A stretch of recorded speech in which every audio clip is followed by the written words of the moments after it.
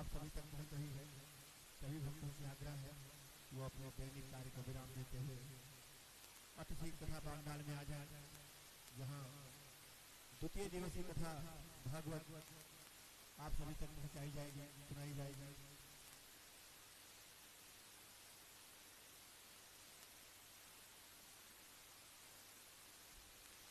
आप लोग जो कुछ चढ़ाना हुआ करें दान पात्र में उधर डाल दिया करिए।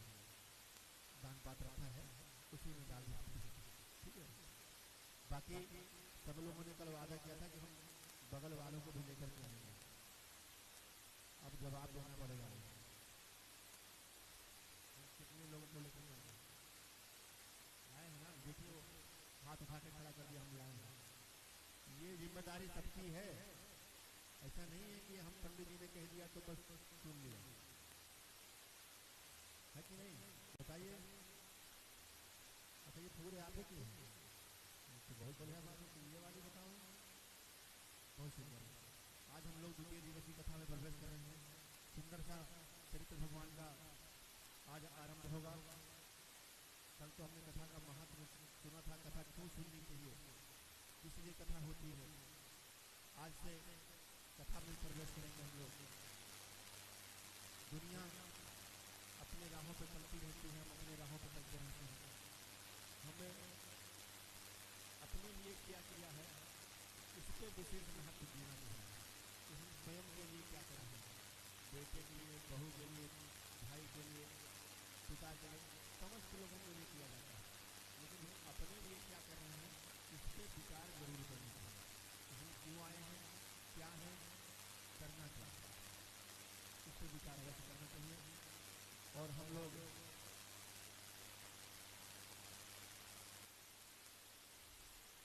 आपके निकट ही विकास नगर में निवास है, रहते हैं, तो जब भी आप लोगों को ज़रूरत हो हम लोग हमेशा हाजिर हैं, आते रहते हैं। कई कथाएं भी हो चुकी हैं, तो आज की कथा में हम प्रवेश करें। सभी के लिए विशेष बात यह है इस कथा में जिस प्रेम से आप लोग बैठ कर सुनते हैं, ऐसे ही प्रेम से लोगों को बुला कर लाना और हम सुनना। पंडाल थोड़ा भरा रहता है तो अच्छा लगता है, कथा कहने में भी आनंद आता है और सुनने में तो आनंद आता ही आता है। सम्मुख लोग होते हैं तो कथा कहने की रुचि और बढ़ जाती है, थोड़ा सा डीपली अंदर तक जाने लगता है आदमी कहने को कहते कहते। तो उचित हो कि हम सभी लोगों को बुलाएं और ये सबका दायित्व होता है।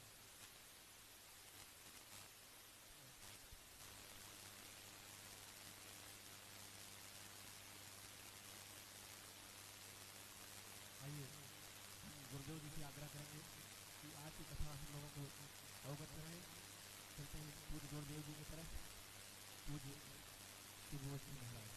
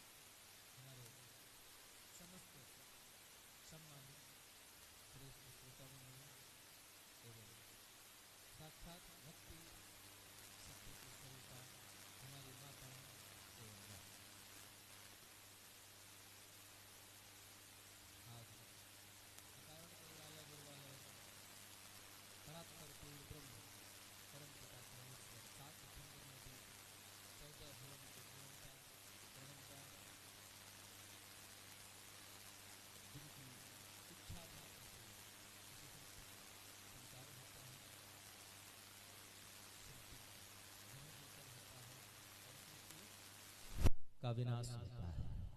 ऐसे परमपिता पूर्ण परमेश्वर जो कि अकारण होते हुए अकारण अपने भक्तों पर कृपा दृष्टि करते हैं। नंद के नंदन जसुदा नंदन भगवान श्री कृष्ण एवं जगत जननी माता राधिका के युगल श्री चरणारविंद में आप सभी समस्त भक्तों के साथ नमन वंदन करते हुए आज द्वितीय दिवस की प्रवेश वेला में यहाँ उपस्थित सभी सम्मानित श्रेष्ठ श्रोताबंधु का इस व्यास मंच से स्वागत और अभिनंदन है। आइए हम सभी लोग बड़े भाव से भगवान की पावन कथा का रसास्वादन करते हैं।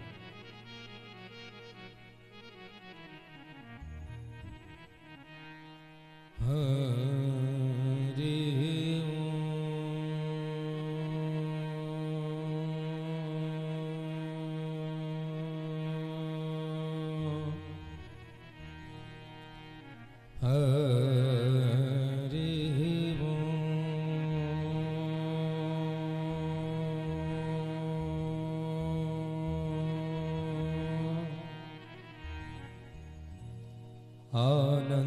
आनन्दमानन्द करम प्रसन्नम्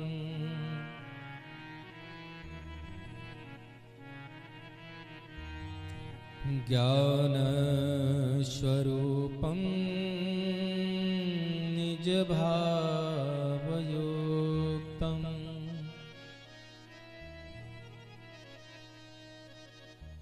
योगीन्द्रमेड्यम् भवरोगवैद्यम्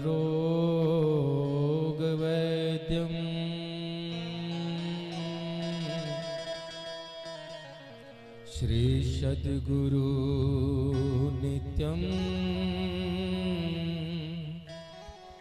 अहम नमामि।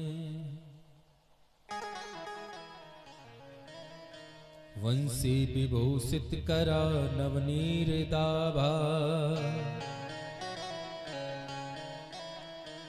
पीतांबरादरुण बिंब फलादरोष्ट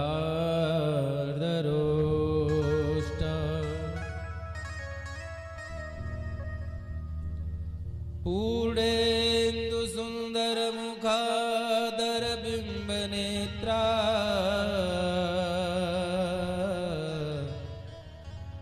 कृष्णात् परां किमपि त्वहं न जाने।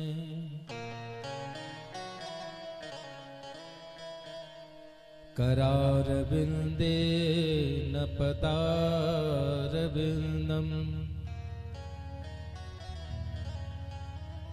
मुखारविंदं निनिमेषयन्त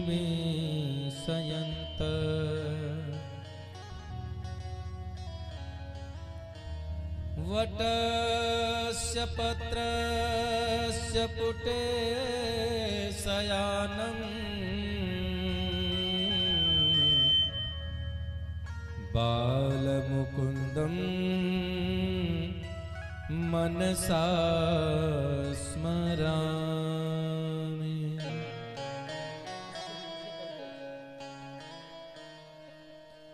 नारायणं नमस्कृत्यं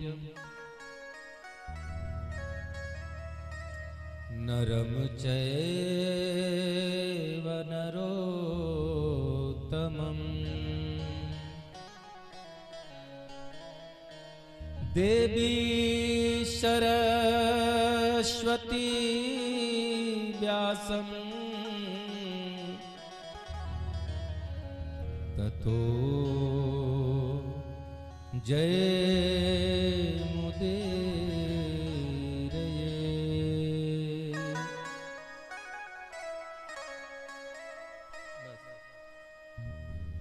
राधा तो बड़ भागिनी कवन तपस्या की तीन लोक तारन तरन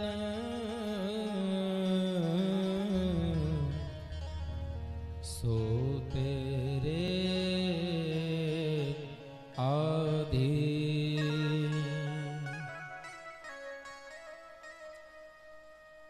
आइए हनुमंत विराजिए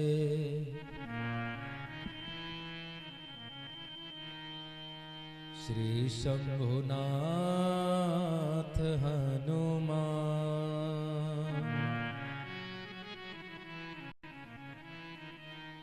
प्रेम सहित आसन धरो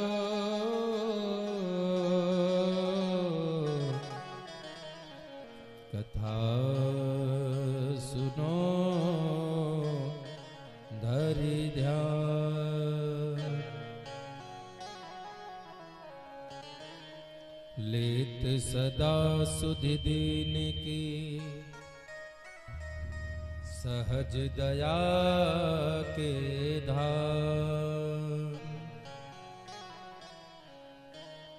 जननी जनक सुबोध के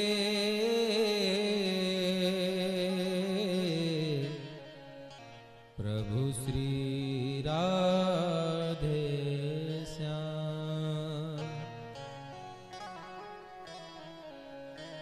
प्रभु श्री राधे श्याम।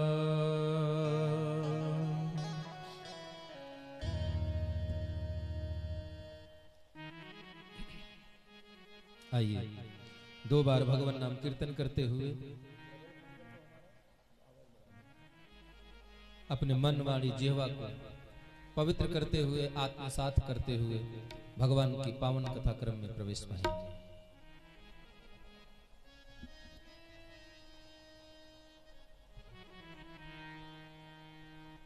श्री राम जय राम जय जय राम। श्री राम जय राम जय जय राम। श्री राम जय राम जय राम। श्री राम जय राम जय जय राम।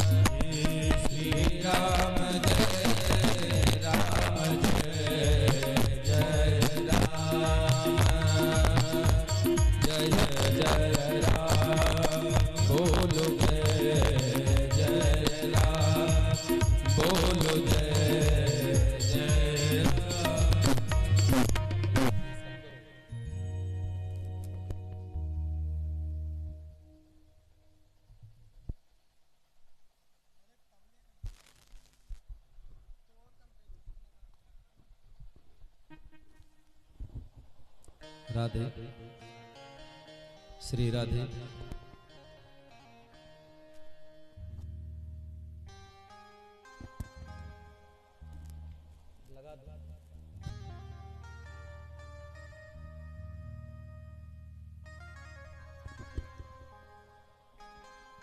बोले वृंदावन बिहारी लाल की। इतने लोग बैठे हैं, कम से कम जय बोलिए तो हम तक तो आवाज पहुंची जाए। है? हाँ ठंडी है, लेकिन इतनी भी ठंडी नहीं है कि आवाज जम जाए। एक बार कहीं व्हाट्सएप पे मैसेज आया था कि हम लोग गए थे, एक समय इतना ठंडी पड़ा कि हम बोल रहे थे तो सब बर्फ के टुकड़े गिर रहे थे। तो कहीं समझ में कैसे आया? बोले समझने के लिए उसको ले गए, पहले गर्म किए, जब बर्फ पिघल गई तो आवाज मालूम पड़ गई क्या बोले थे। तो इतनी ठंडी अभी नहीं है। बोली वृंदावन बिहारी लाल की, बोले श्यामरे सरकार की जय हो। जय जय श्री राधे, जय जय श्री राधे श्याम।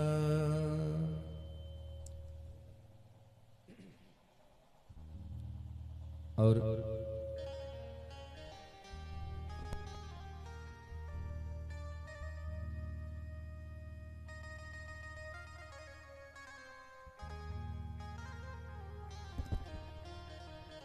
श्री राधे, अभी हमारे आचार्य जी ने कहा कि बड़ा सुंदर सा सौभाग्य है। हम आचार्य जी क्या, जो भी बड़े बड़े संत महात्मा विदुषी हैं सब यही बात कहते हैं।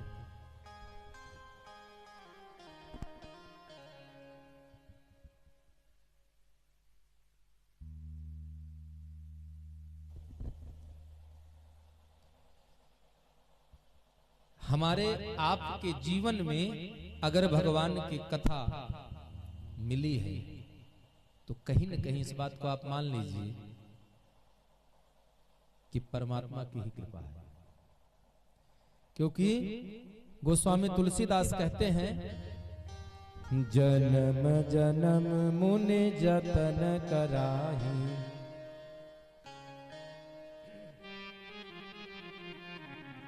जन्म जन्म मुनि जतन कराही, और अंतराम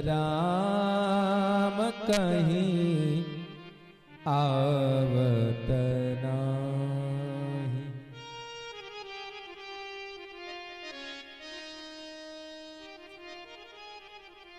जन्म जन्मांतर बड़े बड़े ऋषि मुनि महात्मा अमलात्मा विमलात्मा भगवान की कथा में भगवान को पाने के लिए प्रयास कर रहे हैं। जिंदगी बीत गया महाराज, लेकिन भगवान के दर्शन नसीब नहीं हुए। हम लोग जीवन भर राम राम कह करते करते जब पहाड़ में गुफा में बैठ करके जंगलों में सीताराम सीताराम माला फेरते फेरते उंगली घिस गई है।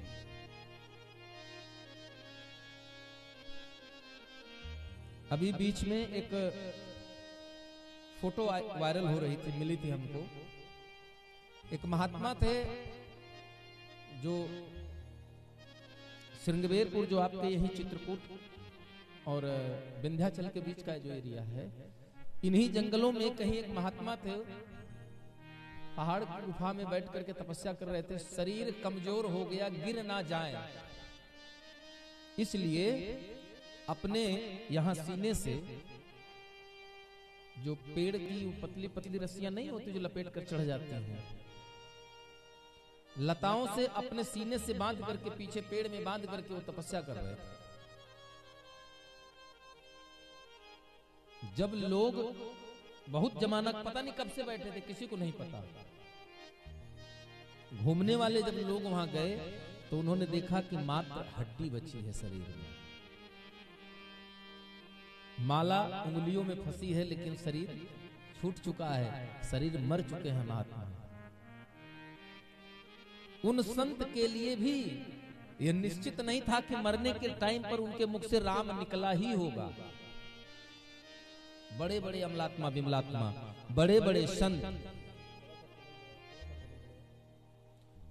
संत जीवन पर्यंत तपस्या करते करते मर जाते हैं, लेकिन अंत के समय में राम नहीं निकलता।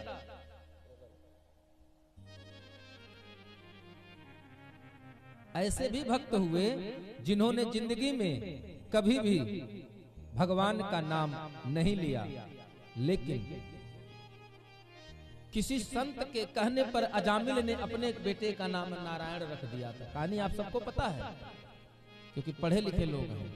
नारायण नाम बेटे का रख दिया, और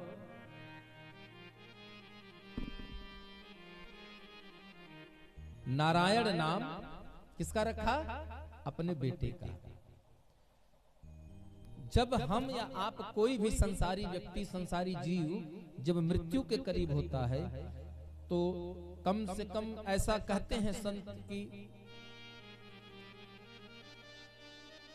2-3 दिन पहले से ही मरने वाले व्यक्ति को आभास होने लगता है। उसके आसपास न दिखाई देने वाली छायाकृतियां दिखाई देने लगती, यमराज यमदूत दिखाई देने लगते हैं उसको, वो भयभीत हो जाता है। जब अजामिल मरने के समय पर आया तो उसने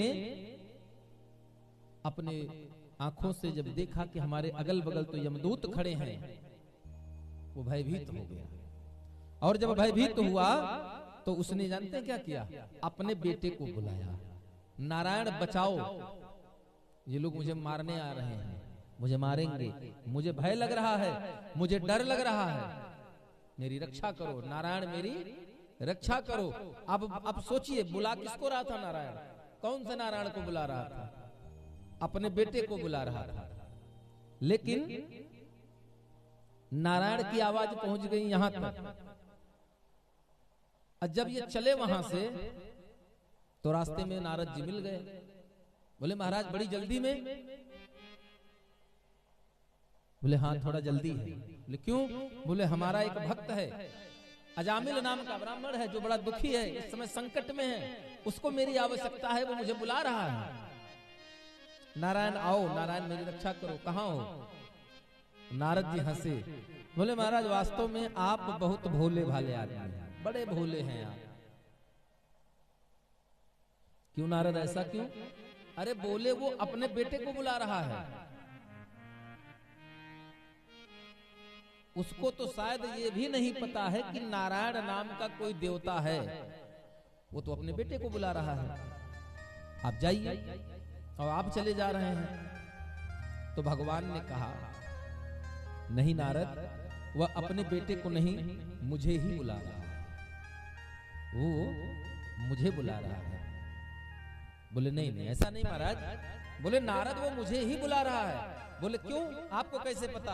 बोले एक बात बताओ, पहले नारायण कौन था, मैं था कि उसका बेटा? बोले पहले नारायण तो आप ही थे प्रभु। बोले जब पहले नारायण मैं था तो बुला भी तो मुझी को रहा है। पहले नारायण मैं था और बाद तक नारायण मैं रहूंगा, तो भक्त जब भी कोई पुकारेगा तो मुझे पुकारेगा, अपने बेटे को नहीं बुला रहा है। यमदूत से रक्षा उसके बेटे थोड़ो कर पाएंगे, वो तो मुझे ही करना है। नारद बोले नहीं नहीं महाराज, फिर भी वो आपको नहीं बुला रहा है। मैं मान लिया आपकी बात कि नारायण आप हो, आप ही को बुला रहा होगा, लेकिन आपको बुला नहीं रहा है, वो अपने ही बेटे को बुला रहा है। भगवान ने कहा ऐसा नहीं है नारद, वो अपने बेटे को बुलाएगा, वो जानता है कि महात्मा जब नारायण नाम दिए थे तो ये बता कर दिए थे कि नारायण नाम भगवान का है। तो आप विचार करिए, जब दुनिया इसी संसार में अजामिल जैसा पापी ब्राह्मण, जो ब्रह्मण कुल में होने के बाद भी जिसने ब्रह्म को नहीं जाना, जिसने खुद को बारे में नहीं सोचा, जिसने कभी एक माला गायत्री का नहीं किया, विपरीत रहा हमारे धर्म से, ऐसे भक्त को बचाने के लिए कब अंत समय में जब नारायण नाम अपने बेटे का निकल गया धोखे से, तो भगवान उसकी रक्षा करने चले आए। भगवान ने अजामिल का कल्याण कर दिया महाराज। तो जरा सा विचार करिए कि जब भगवान अगर हम लोग जानबूझकर इनको बुलाएंगे तो हमारा कल्याण भगवान क्यों नहीं करेंगे? या ऐसा भी कोई है यहाँ जो कह सके कि भगवान ने हमारा कल्याण नहीं किया? है कोई तो एक आदमी हाथ उठा हुआ, हम भी जाने भाई इस धरती को ऐसा है जिसका कल्याण भगवान ने न किया हो।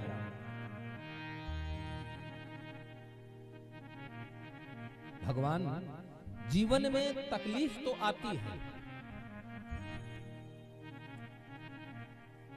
लेकिन आपको एक बात बताऊं, इसको बिल्कुल गांठ बांध कर रख लीजिए आप, कभी भी जीवन में कोई भी समस्या अकेले नहीं आती। समस्या जब भी आती है तो अपना समाधान अपने साथ में लेकर आती है। जरूरत है तो उस समाधान को देखने की हमें। हम लोग जब छोटे थे पढ़ाई कर रहे थे तो हम लोगों के अध्यापक हम लोगों को पढ़ाते थे, बेटा जब परीक्षा आए तो क्वेश्चन पेपर जो प्रश्न पत्र होता था, हमारे मास्टर साहब लोग कहते थे, गुरुजन कहते थे कि बेटा अगर उत्तर नहीं समझ में आ रहा है, कई बार होता है कि हम लोग वो चीज पढ़े हुए हैं, हमें याद भी है, लेकिन जब प्रश्न पत्र सामने आ जाता है तो सारी बुद्धि खो जाती है, फिर दिमाग काम नहीं करता है। तो ऐसे समय के लिए गुरुजन कहा करते थे कि जब भी कोई बात ना समझ में आए, हर प्रश्न का उत्तर उस प्रश्न में ही छिपा होता है। आप उस प्रश्न को कई बार पढ़िए ध्यान से, आपको अपने आप उत्तर का रास्ता मिल जाएगा। ये है। और जिंदगी में कभी भी निराशा लग जाए, जैसे कभी कभी कभार होता है हमारे सामने ऐसी परिस्थितियां आ जाती हैं कि कुछ भी समझ में नहीं आता कि कहां जाएं, किस तरफ जाएं, किससे मिलें कि हमारा काम बन जाए। कुछ जब समझ में ना आए, जब कुछ भी बिल्कुल समझ में ना आए, जहां अपनी बुद्धि काम करना बंद कर दे, हम लोग तब कहते हैं कि जाए तो जोन हो तो भगवान जानिए, छोड़ो भगवान भरोसे। भगवान के भरोसे तब नहीं छोड़ना है, छोड़ना तब है जब हम बिल्कुल सही सलामत हैं, स्थितियां सामान्य हैं, तब भगवान भी तो सोचेंगे कि नहीं ये भक्त हमारे ही भरोसे बैठा हुआ है। और नहीं जब बढ़िया बढ़िया रसमलाई खाने को मिले तो भगवान को न पूछिए।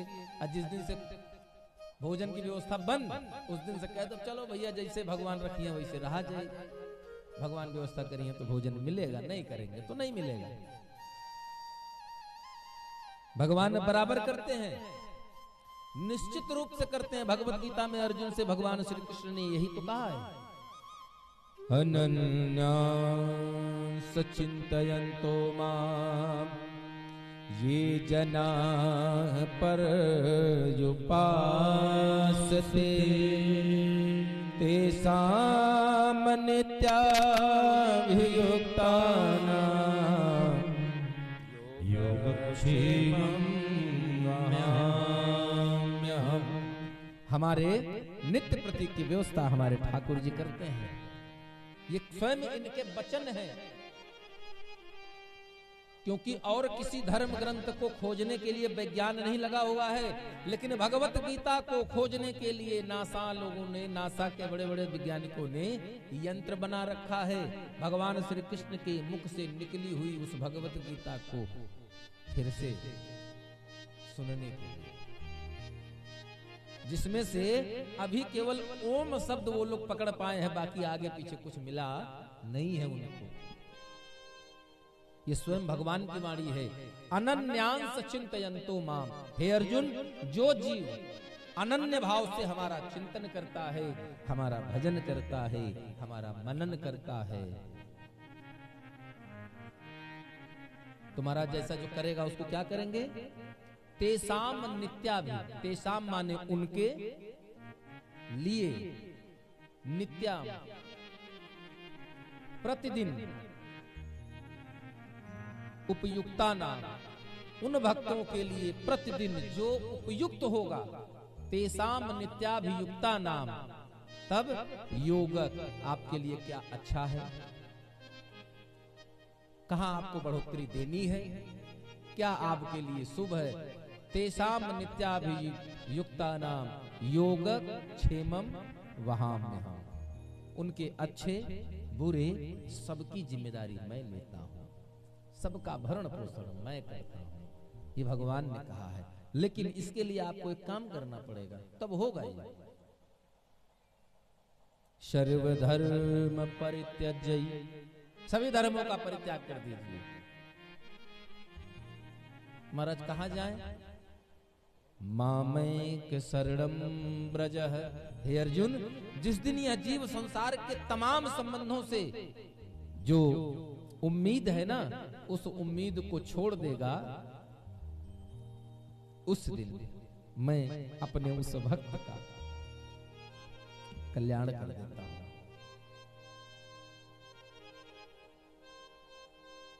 त्वाम सर्व पापेभ्यो मोक्षयामी मां शुचः। शुचः माने मेरा व्रत है, मेरा प्रण है, मेरी प्रतिज्ञा है कि ऐसा करने वाले जीव का मैं समस्त पाप से उसको मुक्त कर देता हूं। और जब पाप से मुक्त हो जाएंगे महाराज तब तो बस एक ही बात कहनी रह जाएगी, मुझे मिल गया नंद कला बिरज की गलियन में। पता तो मिल जाएगा कन्हैया, फिर तो कुछ पूछना ही नहीं है महाराज। जिस दिन आपने ऐसा कर लिया उस दिन तो फिर क्या बात है, भगवान आपके सामने खुद ब खुद चलकर आएंगे, क्योंकि ये वही हैं जिसको बड़े बड़े वेद पुराण शास्त्र, बड़े बड़े अमलात्मा विमलात्मा ऋषि महात्मा जिसको अभेद बताते हैं। आदि मध्य अंत हीना निर्गुणा गुणात्मनि, जिसका कोई आदि नहीं पता, आरंभ कहां से है अंत कहां है, वो भगवान। ताहि अहिर के छोहरिया छछिया भर छाछ पे नाच नचा। वो नाचता है, जरूरत है तो गोपी बनने। एक बार गोपी बनकर तो देखो आप, भगवान अगर न नाचे आपके साथ तो कहिएगा।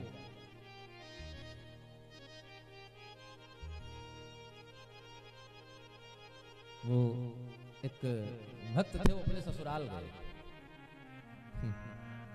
एक भक्त अपने ससुराल गए, उनकी पत्नी एक बार ससुराल से मैके, मतलब भक्त अपनी ससुराल गए लेकिन उनकी पत्नी पहले अपने ससुराल जा चुकी थी। मतलब पत्नी पति से खूब बढ़िया परिचित थी कि खूब बढ़िया खाते हैं, 2.5 सेर खाते हैं, हाँ कम से कम 5 किलो आटे की रोटी खाते थे। तो जब गए ससुराल तो पत्नी ने सोचा ऐसा न हो जो उन्हें हिसाब से घर में खाते हैं, अगर ऐसे यहाँ खाने लगेंगे तब तो बिल्कुल कट ही जाएगी। तो अब घर से भैया भोजन बना, दामाद जी आए हैं, फिर तो क्या पूछना है भाई। दामाद जी जब ससुराल जाते हैं पहली दूसरी बार तो फिर क्या ही पूछना है, कितनी सेवा भाव होती है। या तो आप लोगों के पतिदेव आपके ससुराल गए मैके गए होंगे, और नहीं तो आपके दामाद आए होंगे, आप लोग जानते हैं। भैया खूब बढ़िया बढ़िया भोजन की व्यवस्था हुई। सायंकाल जब पतिदेव भोजन करने बैठे, लगाया जो आसन मार कर बैठ गए जमीन पे महाराज। अब अच्छा, यहाँ माता लोग बैठी हैं, हम लोगों ने बचपन में देखा था कि उस समय की 2 रोटी आज की 8 रोटी खाने वाला उस समय की 2 ही रोटी में बराबर हो जाता है हिसाब किताब। अब जब दामाद जी आए हैं तो फिर बढ़िया बढ़िया खूब सुंदर सुंदर छोटी छोटी रोटी बनने लगी। अब दामाद जी बेचारे समझ ही न पावे कि एक रोटी एक बार में खाएं कि एक रोटी में 2 बार में खाएं। अब समझ नहीं पा रहे हैं। तो पत्नी, अच्छा ससुराल भाई ससुराल का मैटर, आस पड़ोस की सखियां भी आ गई। ए जीजा आए हैं, जीजा आए हैं, पहली बार आए हैं तो अब जीजा को गाली भी सुनाना है। दामाद ससुराल में खाना खाते समय गाली दी जाती है ना भैया। गरियाने के लिए सब सालियां आ गई, अब बैठ गई गरियाने के लिए। अब इधर पंडित जी बैठे हैं भोजन करने। अब थाली में उनकी पत्नी अंदर रसोई में। अच्छा पत्नी जानती है कि थोड़ा सीधे साधे हैं, इसलिए बेचारी इनकी थाली ऐसी जगह लगवाई भोजन की जहां से रसोई घर में बैठी पत्नी बिल्कुल सामने पड़ रही थी, बिल्कुल नजर मिल रही थी। पति देव उठाए, अब सुंदर सुंदर बड़ी सी थाली में छोटी छोटी कटोरी में 5-6 कटोरी में सब्जी चटनी रायता बूंदी या वह सब फलाना ढिमका सब लगा के आ गया। पति देव ने अपने घर में तो ये बड़ी बड़ी रोटी देखे थे, अब जब ससुराल में आए तो इतनी बड़ी बड़ी रोटी। अब इनकी समझ में ना आवे कि एक रोटी को एक बार में खाना है कि जैसे हम अपने यहाँ खाते हैं 4 टुकड़े में वैसे करके खाना है। अब बेचारे सोच में पड़ गए, थोड़ी देर तो सोचते रहे। तो सखियां हंसते हुए बोली जीजा क्या हुआ, शुरू करिए। फिर उन्होंने कहा अब जो होगा सो देखा जाएगा। हमारे यहाँ की एक कौरा रोटी एक निवाला तो बराबर तो एक रोटी है, और छोटी छोटी कटोरी। अब जहाँ उनके यहाँ इतना बड़ा बड़ा कटोरा, अब वहां इतनी बड़ी बड़ी कटोरी में सब्जी। तो उन्होंने सोचा ऐसे दिया हुआ है कि एक रोटी से एक कटोरी की सब्जी खा लेना है। अब दामाद बाबू ने एक रोटी उठाई दाहिने हाथ से, बाएं हाथ से कटोरी उठाई, रोटी पर सब्जी डाली और गोला बनाया, मुंह में डाला। एक रोटी एक बार में खत्म। पहले तो सखियों ने ध्यान नहीं दिया, दूसरी बार जब ऐसा कर रहे थे तब उन्होंने ध्यान दे लिया, और जब ध्यान दे दिया तो सब हंस पड़ी। ये लग रहा था भूखे नंगा है का दमदा। जब सब हंसने लगी तो उसकी पत्नी ने दूर से देखा कि तो हमारे पति पर सब हंस रही हैं, तो पत्नी देवी ने वहां से उनको इशारा किया। वो गाना आया था ना, इशारों को अगर समझो राज को राज रहने दो। तो पत्नी तो अब इशारे से समझा रही थी कि अरे मूर्ख, एक रोटी में एक बार में नहीं खाई जाती, छोटी छोटी रोटी है, लेकिन एक रोटी को 2 बार में खाओ। तो दामाद समझो गलती हमसे हो गई। फिर उन्होंने एक साथ 2 रोटी उठाई और कटोरी की सब्जी डाली, बढ़िया से लपेटा और मुंह में डाला, सीताराम। बाकी जितना थी सब जोर जोर से हंसने लगी। उसने सोचा फिर गड़बड़ कर दिया। चूल्हे पर खाना बन रहा था, लकड़ी लगा रही थी, तो पत्नी बेचारी पढ़ी लिखी तो है, लेकिन अब चूंकि अपने ही मायके की बात है तो अपने पति को कैसे समझाए। तो चूल्हे को कह रही है लेकिन सुना अपने पति को रही है। कैसे? ठीक वैसे ही जैसे राम जी जब पुष्प वाटिका में माता जानकी से मिले और जब जानकी मैया को सखियां लेकर जाने लगी तो एक सखी जोर से बोली। अब विचार करिए, सीता जी बिल्कुल साथ में है, राम जी उतनी दूर हैं। तो हमें अगर कोई चीज यहाँ करनी हो तो धीरे से बोलेंगे ना, लेकिन अब वो सखी जोर से कह रही है, पुनी आऊ एह बेरिया काली, काल फिर आएंगे इसी टाइम हम। मैंने राम जी को बता रही है कि आप फिर आइएगा, हम लोग फिर कल आएंगे। तो वैसे वो पत्नी देवी अपने पति को समझा रहे हैं, लेकिन कह चूल्हे से रही है। अरे मूर्ख, जैसे पहले जल रहा था वैसे जलो। लेकिन यह कहने के पहले उसने बेचारी से गलती हो गई। जो हाथ में बेलन था, लोई बना रही थी आटे की, और जब उनको देखी एक साथ 2-2 खाते हुए सखियां जोर से हंसी, तो हाथ में लोई है भूल गई और वही अपना लोई लेकर के अपने माथे पे से कहता हाथ पीटा माथा, हे भगवान का बताए। जैसे उसने माथा पीटा, पति देव समझ गए हो अभी भी गड़बड़ी थी, इसलिए सब हंस रही थी। पहले खाना लेना है और उसको माथे से लगाना है, फिर खाना है। तो पति देव ऐसे खाना खाए। लेकिन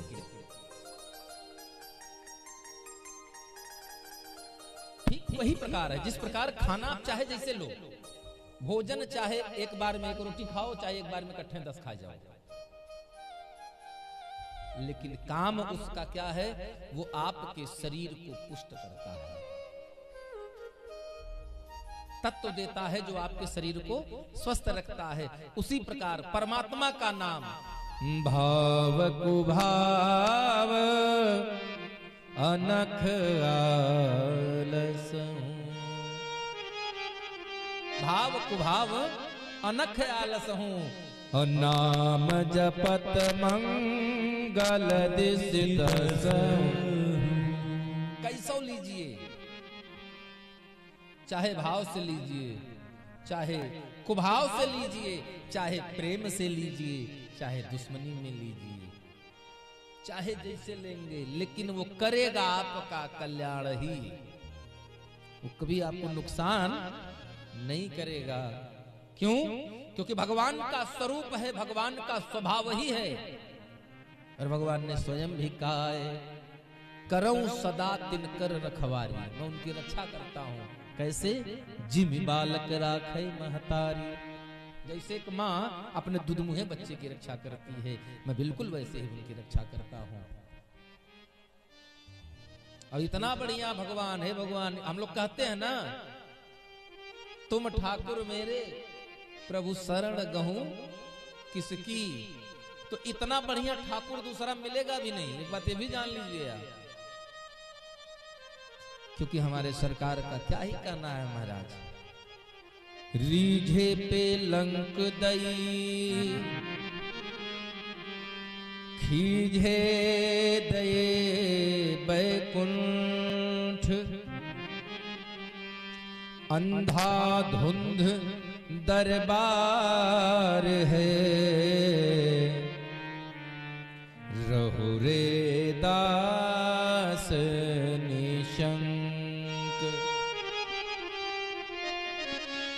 अंधाधुंध दरबार है, रहु रे दास निशंक। बिना चिंता फिक्र के रहिए, हमें चिंता नहीं उनकी, उन्हें चिंता हमारी है। क्यों? क्योंकि हमारे नाम के रक्षक सुदर्शन चक्रधारी हैं। और जिस दिन ऐसा आप कर देंगे महाराज, हाँ हाँ, फिर तो पूछना ही नहीं है। विभीषण पर प्रसन्न हो गए तो लंका का राजा बना दिया, रावण से नाराज हो गए तो सीधे बैकुंठ पहुंचा दिया महाराज। बोलिए राधे। इतना बढ़िया कोई मिलेगा आपको? बताइए, इस धरती पे कोई ऐसा मिला, चाहे आपके चाचा हो, मामा हो, मौसा हो, मौसी हो, या सगा भाई ही क्यों ना हो, या अपना पिता ही क्यों ना हो, जो ये आपसे कहे कि हम बहुत क्रोधित हैं, बहुत गुस्सा हैं, तुम मिलो हमसे, तुमको हम 1 लाख रुपया देंगे? कोई मिला है? न मिलेगा। लेकिन ये वो भगवान है, अगर नाराज हो जाए महाराज तब तो सीट बिल्कुल कंफर्म। खुश हो जाएंगे तो थोड़ा देर में मिलेगा, वेटिंग कंफर्म।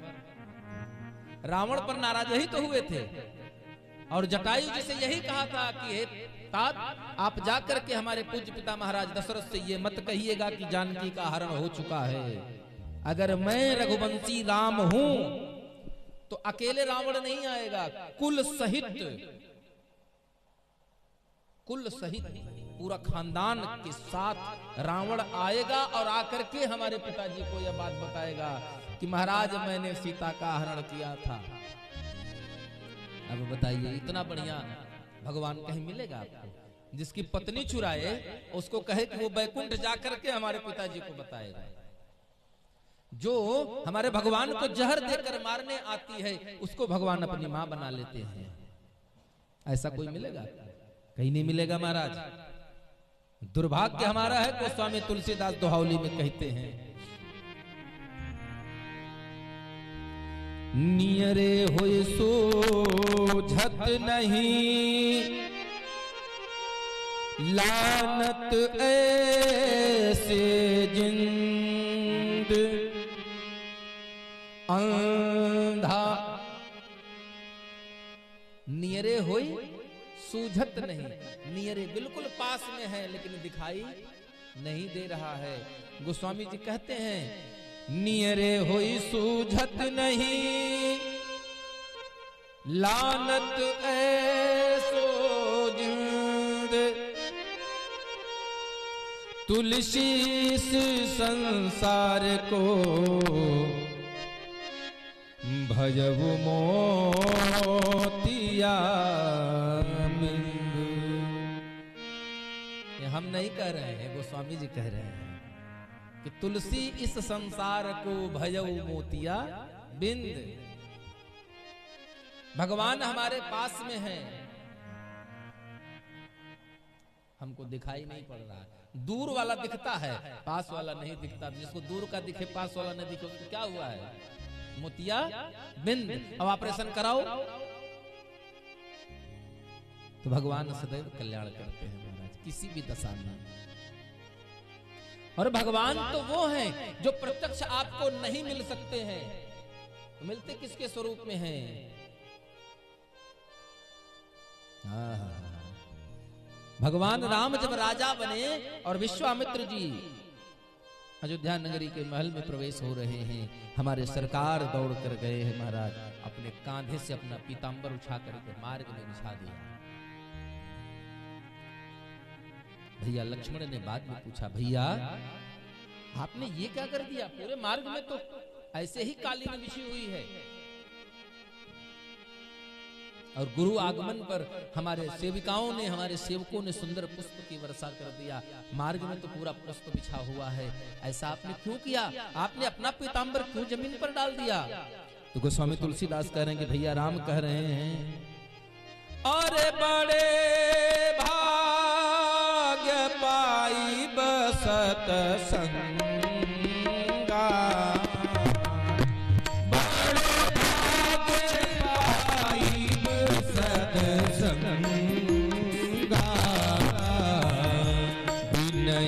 प्रयास होई भव बंधा,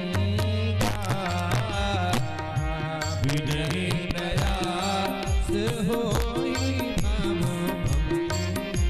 बंधा, हो बिनहि प्रयास।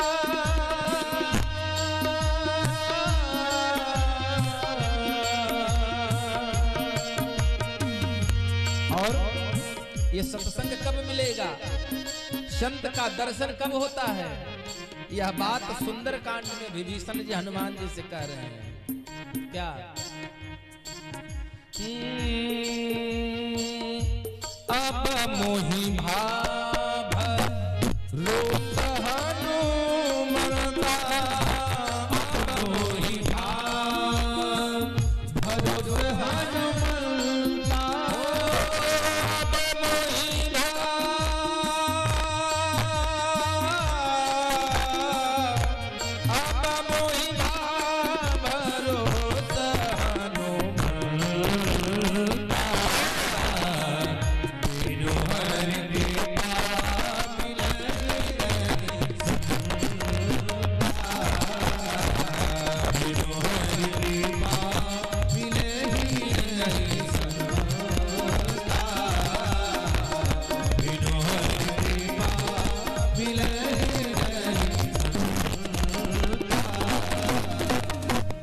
अब मोहि भाव भरोस हनुमंता, अब बिनु हरि कृपा मिले नहीं संता। बोले वृंदावन बिहारी लाल की।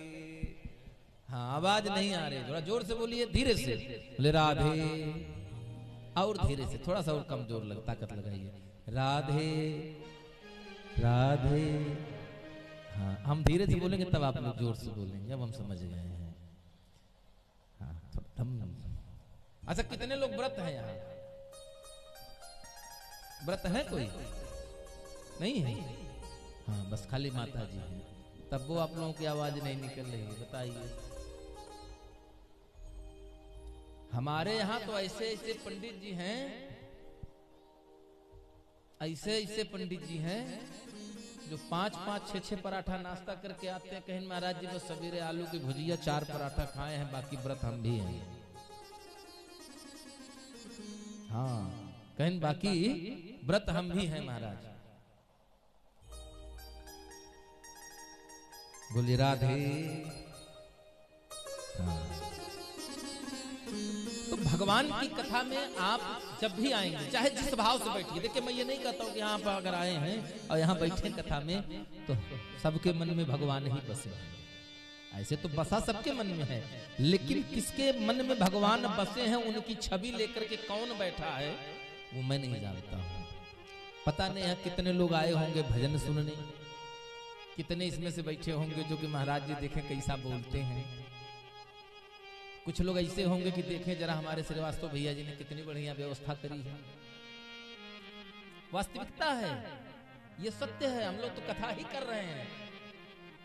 तमाम लोग तमाम भाव से आते हैं। ये जरूरी नहीं है कि इस पंडाल में कितने लोग बैठे हैं, ये कतई जरूरी नहीं है मैया। तो जरूरी क्या है? जरूरी इस बात का है, एक बात जरूरी है कि कितने लोगों के मन में कथा बैठती है। जिनके मन में कथा बैठ जाएगी महाराज वो पार हो जाएंगे, और जिनके मन में खाली यही, जो मन लेकर पंडाल में बैठे हैं वो यहीं बैठे रह जाएंगे, लेकिन जिनके मन में कथा बैठ जाएगी वो पार हो जाएंगे। हो गए भव से पार लेकर नाम तेरा। आज बड़ा सुंदर सा चरित्र आपके बीच में आने वाला है। इस संसार के, हम इस संसार में हैं, उम्मीद पर ले रहे हैं। आदमी कहता है ना कि कौन ऐसा है जो स्वार्थ नहीं है। एक पति का या पत्नी का या माँ का या बेटे का या भाई का, किसी भी रिश्ते में यहां अगर आप देखेंगे तो कहीं ना कहीं स्वार्थ सबका सबसे है। लेकिन आगे जो चरित्र आने वाला है वो इसी बात को आपको बताएगा कि इस संसार के लोगों से जो आशा हम लगाकर बैठ जाते हैं ना कि हमको बड़ा बेटा आएगा। महाराज हमारी एक बिटिया है, हम पर भी बड़ा लोग दबाव बनाए कि महाराज एक बेटा होना चाहिए। लेकिन धन्य है हमारे बिहारी जी की बड़ी कृपा है हम पर, ना हम चाहते थे और ना ही आज तक हुआ। लड़का हो जाए पुत्र हो जाए यह इस बात की कतई गारंटी नहीं है कि आप सुखी हो जाएंगे। दूसरी चीज बताएं आपको, आप अपने आस पड़ोस मोहल्ले में देख लीजिएगा, बेटा अमेरिका में बैठा होगा, यहां माता पिता की हालत खराब है, सीरियस कंडीशन में हैं, बेटा क्या कहेगा? अम्मा परेशान, जरा सा भी मन में चिंता मत करिए आप, रुपया चाहे पिताजी के बराबर लग जाएगा, हम दे देंगे, इनको किसी अच्छे अस्पताल में दवाई कराओ। लेकिन इसी के विपरीत अगर बेटी सुन लेगी ससुराल में, तो चाहे ससुराल में लड़ ही लेगी एक बार, लेकिन तुरंत भाग कर आएगी, अम्मा परेशान न मैं आ रही हूं। तो उसमें दवा की आवश्यकता तो है, उस पिता को दवा की आवश्यकता है, लेकिन उस तकलीफ से बचने के लिए उसको अपनों के साथ की जरूरत होती है। बेटी जिस दिन से खड़ी हो जाती है अपने कदम पर, 7 साल की बेटी को, हम 9 साल का बच्चा, भाई अगर होता है ना बड़ा और 7 साल की बहन है, अगर भाई कुछ गलती भी कर देता है तब भी बहन पर्दा डालने का प्रयास करती है। 7 साल की कन्या से हम 5 साल के बच्चे का गंदगी साफ करवा लेते हैं, हर घर में होता है, आप लोग भी कराती होंगे, लेकिन 15 साल के बच्चे से 7 साल की बेटी का, लड़की के लिए कभी नहीं कहेंगे। ये भाव है, बेटी है, बेटी जिस दिन से चलना शुरू कर देती है वो उस दिन से जिम्मेदार हो जाती है, और बेटा जब तक शादी नहीं होती है तब तक जिम्मेदार नहीं होता है। हम सत्य बता रहे हैं आपको, बिल्कुल आप प्रत्यक्ष दुनिया में देख रहे हैं आप लोग। पुत्र कौन है? पुत्र वही होता है जो पूर्व जन्म का आपका शत्रु है। जो शत्रु है उस समय पर जिसने आपका, जो आपका कुछ नहीं कर पाया, बिगाड़ पाता है, वो इस बार आपका पुत्र होकर आता है और कितनी बढ़िया शत्रुता निभाता है। शादी करके लाखों खर्चा करके पत्नी घर लाए आप, 2 साल बाद पुत्र ने जन्म ले लिया, पत्नी का बंटवारा हो गया। अब आप प्यासे बैठे रहो, लेकिन अगर बच्चे को दूध की जरूरत है तो पति देव जहां थोड़ी देर इंतजार कर लेंगे। अब वो मां हो गई, थोड़ा और बड़ा हुआ, जिस घर में आप सोते थे, जिस गाड़ी पर आप घूमते थे, अब गाड़ी उसकी हो गई, अब आप अपने लिए साइकिल की व्यवस्था कर लो। थोड़ा और बड़ा हुआ, शादी हो गई, जिस कमरे में आप सोते थे वो कमरा उसका हो गया, आप चलो बाहर छप्पर डाल के रहो। आपके जीते जी एक एक करके सब कुछ वो ले लेता है और आप कुछ नहीं कर पाते हो। ये तो लायक बेटे की बात। अगर आपका वही बेटा बिल्कुल नालायक है, रोज शराब पीता है, रोज आपको मारता पीटता हो, आपको मारेगा, आपका पड़ोसी आएगा ना तो आपसे क्या कहेगा? अरे भैया ऐसा है, अब लड़ाई तो कर रहा, नालायक तो है, क्या कहें, लेकिन बेटा तो आप ही का है, एक काम करिए इसको दे दीजिए, इसमें से 2 बीघा जमीन और आधा घर इसको दे दीजिए, अलग कर दीजिए, कम से कम झंझट से जी बचे। मतलब लड़ाई भी करेगा अब आप ही का खेत भी ले लेगा। आप चाहें या न चाहें बेटा आपका सब कुछ छीन लेता है, यहां तक कि आपका नाम तक वो आपसे ले लेता है।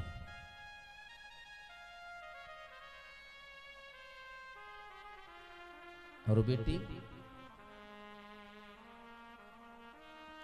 कहते हैं बेटी जब बड़ी हो जाती है तो वो हमारी बहन भी होती है, हमारी माँ भी होती है, हमारे लिए वो तमाम रिश्ते, तमाम भाव वह लड़की हमसे निभाती है।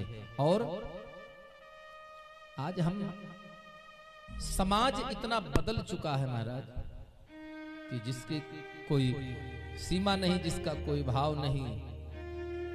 बहुत दुनिया में बेटियों को लेकर के बड़ी विडंबना है महाराज। अभी तो हम लोग चलिए फिर भी ठीक है, हम लोग कहीं न कहीं ऐसे समाज में हैं, ऐसे जगह हैं जहां की विकास है, थोड़ा बहुत शिक्षा का प्रभाव दिखता है। हम लोग कन्या होने पर बहुत ज्यादा दुखी नहीं होते हैं, लेकिन ऐसे ऐसे समाज, ऐसे ऐसी दुनिया है जहां की आज भी बेटियां हो जाएं तो लोग बड़ा बुरा मानते हैं।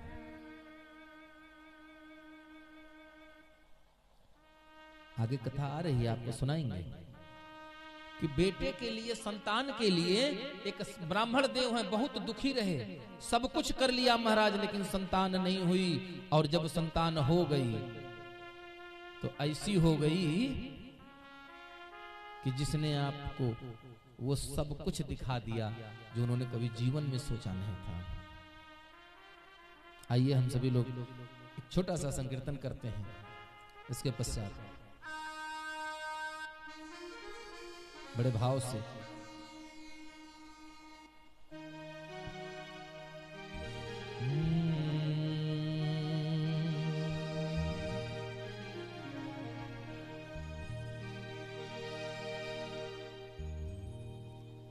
हमारे कन्हैया, हाँ हाँ,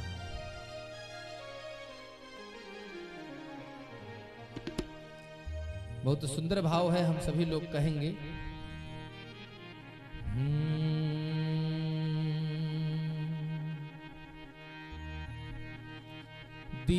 दीनानाथ अनाथ का भला मिला संजोग, अब की बेर न तारोगे तो हंसी करेंगे लोग।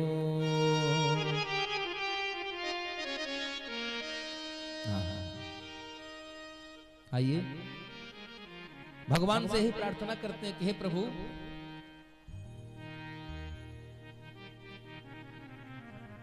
समाज को थोड़ी सी सद्बुद्धि दीजिए, समाज को थोड़ी सद्बुद्धि दीजिए, और समाज को क्या बल्कि हमको सद्बुद्धि दीजिए, क्योंकि अपनी सुधार संसार की सबसे बड़ी सेवा है। हम लोग छोटे छोटे प्रार्थना करते थे तो हम लोग जब घोषणा होती थी तो हम लोग कहते थे, नारा लगाते थे, हम सुधरेंगे जग सुधरेगा, हम बदलेंगे जग बदलेगा। तो आइए सभी लोग गुनगुनाते हैं बड़े भाव, उनके लिए हम अपनी उन मातृ शक्ति के लिए कहेंगे, उन बहनों के लिए कहेंगे, और ये प्रार्थना करेंगे प्रभु तमाम समाज के उन लोगों को भी वैसी ही सद्बुद्धि दीजिए कि दुनिया में हमारी किसी भी घर में, क्योंकि आज जो बेटी है कल की वही माँ है। आज अगर बेटी नहीं होगी तो कल माँ भी नहीं होगी, और जब माँ नहीं होगी तब ममता के प्यासों को मिला प्यार कहाँ होता, और जब माँ ही नहीं होगी तो संसार कहाँ होगा हमारा, नहीं होगा। हम सभी लोग बेटियों के लिए कहेंगे,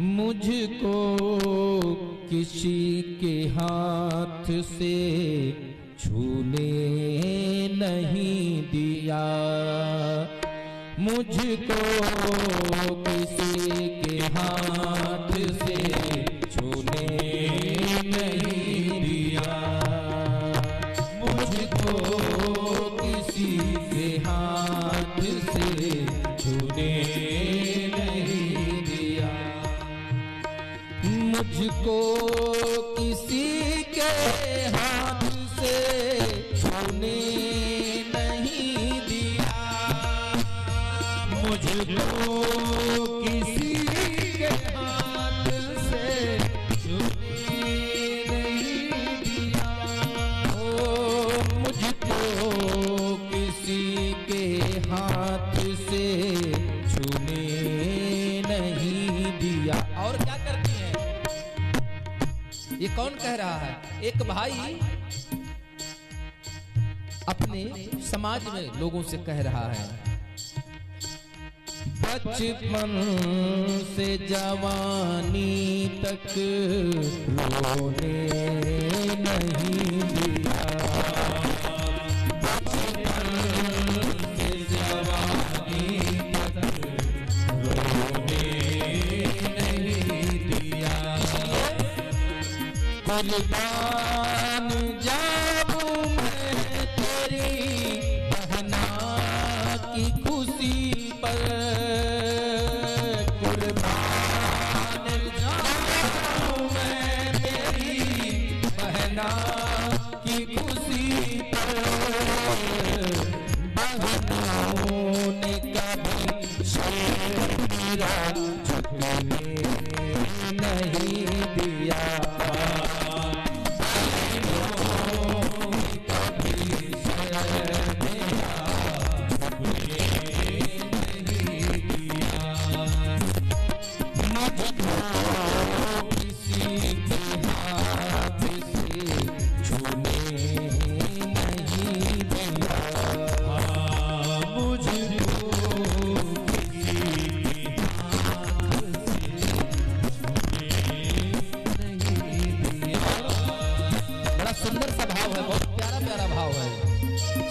आप लोग ध्यान से सुनिएगा।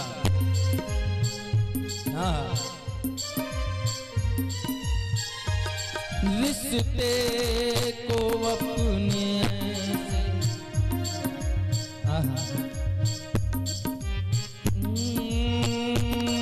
रिश्ते को अपने ऐसे निभाती रही बहने, रिश्ते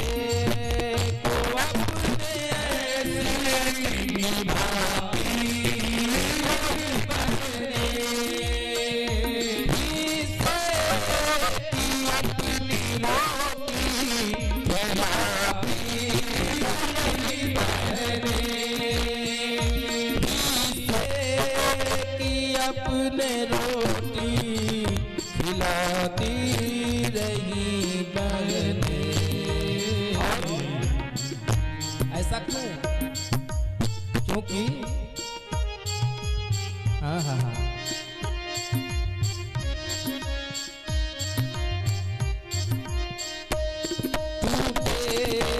हुए घर को भी सजाती रही बहने,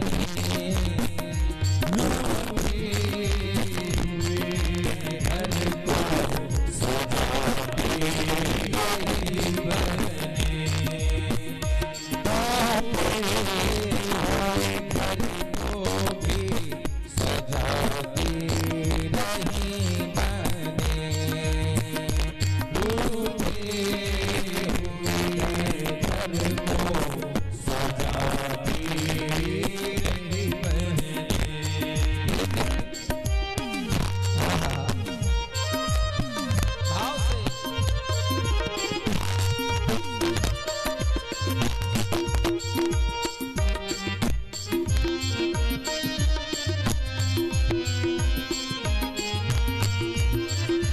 बड़ा सुंदर भाव है। बेटियां ससुराल में चाहे जितना दुख उठा लेती हैं, लेकिन कभी इस घर में शिकायत जल्दी नहीं करती। हाँ हाँ, सीने में उसके जख्म है ससुराल के सजे,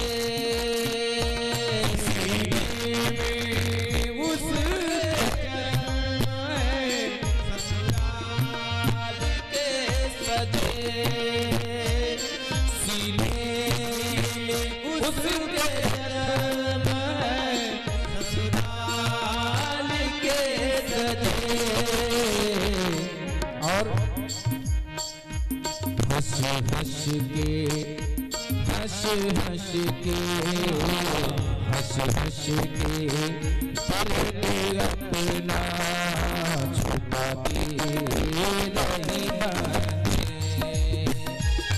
हंस के दिल अपना छुपाती रही बहने, उसकी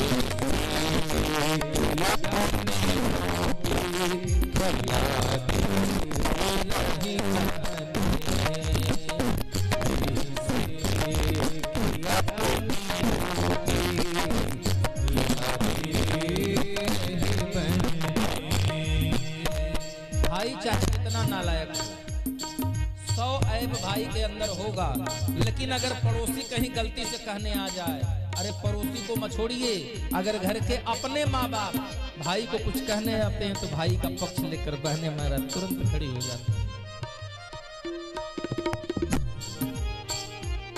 इसका अनुभव हमें है। बड़ा सुंदर है, बड़ा प्यार होता है भाई बहन में। हमारी गलतियों पर पर्दा डालती हैं, लेकिन अगर भाई थोड़ा सा भी तरक्की करता है तो बहनें उस थोड़े को ज्यादा।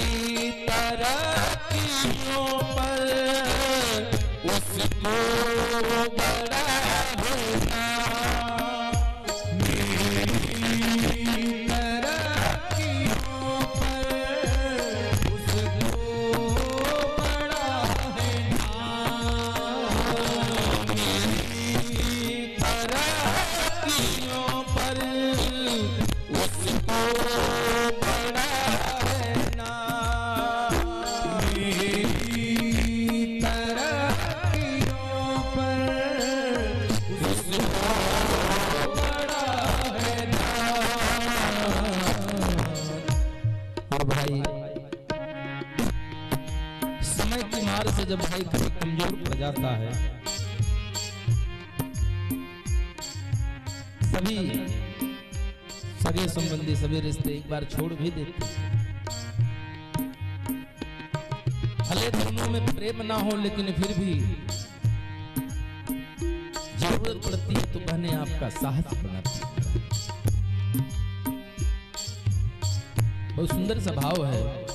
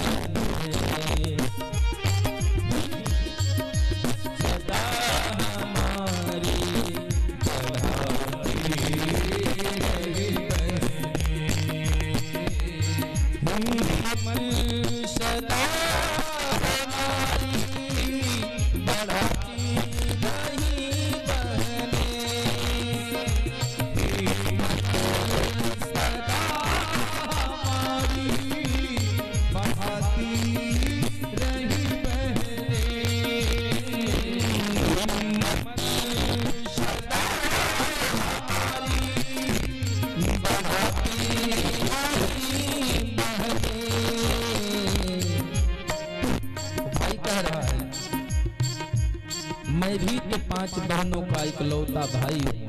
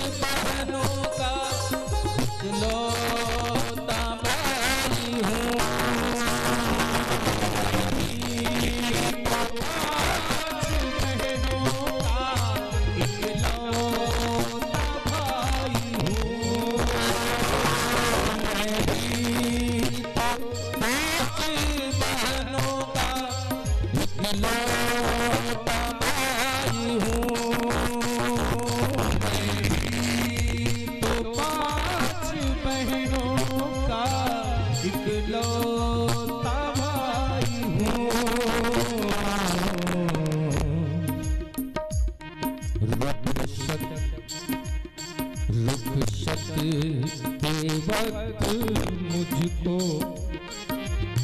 भाई कहता है रुखसत के वक्त मुझको रुलाती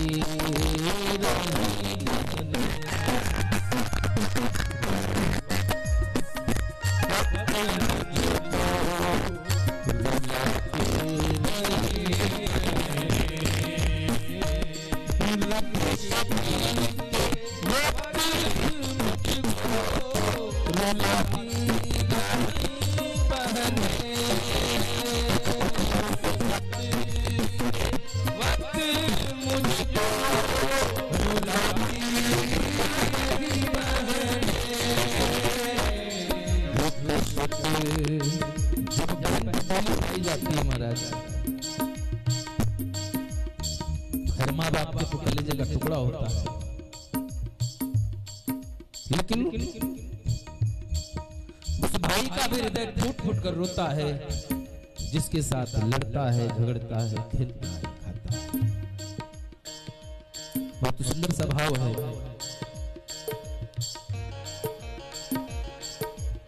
रुखसत के वक्त मुझको रुलाती रही बहन, क्यों?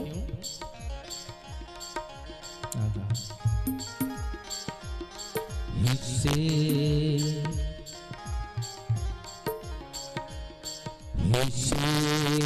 की अपनी लौटे खिलाती रही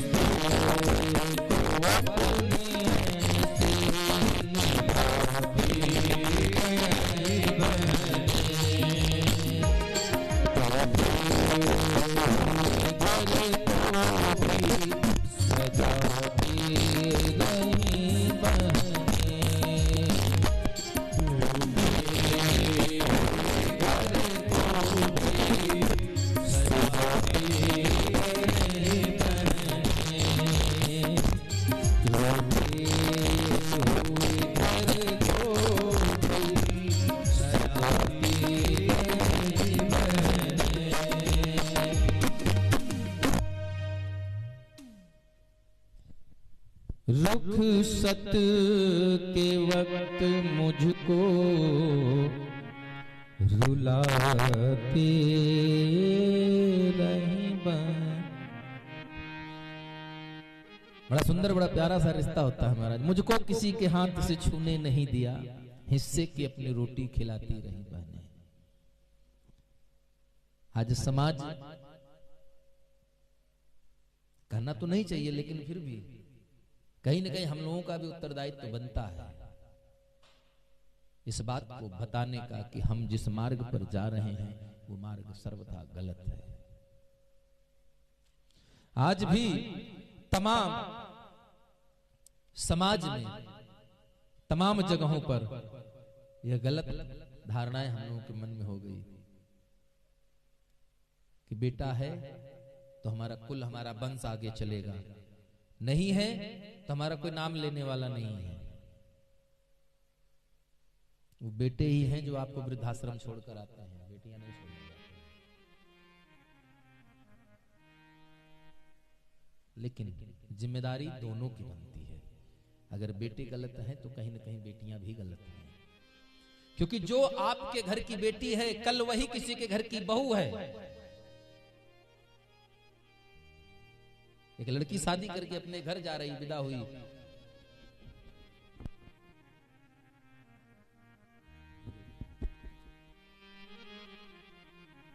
ससुराल गई, भैया द्वीज पर लौटकर वापस आती है, और जब वापस आती है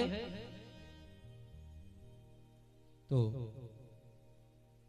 अपने भाई से, जब भाई ने पूछा कि बहन तुझे क्या चाहिए भैया दूज पर, तो उस बहन ने कहा भैया कि कभी मेरे बूढ़े माँ बाप को वृद्धाश्रम नहीं छोड़ोगे, कभी उनको तकलीफ नहीं दोगे।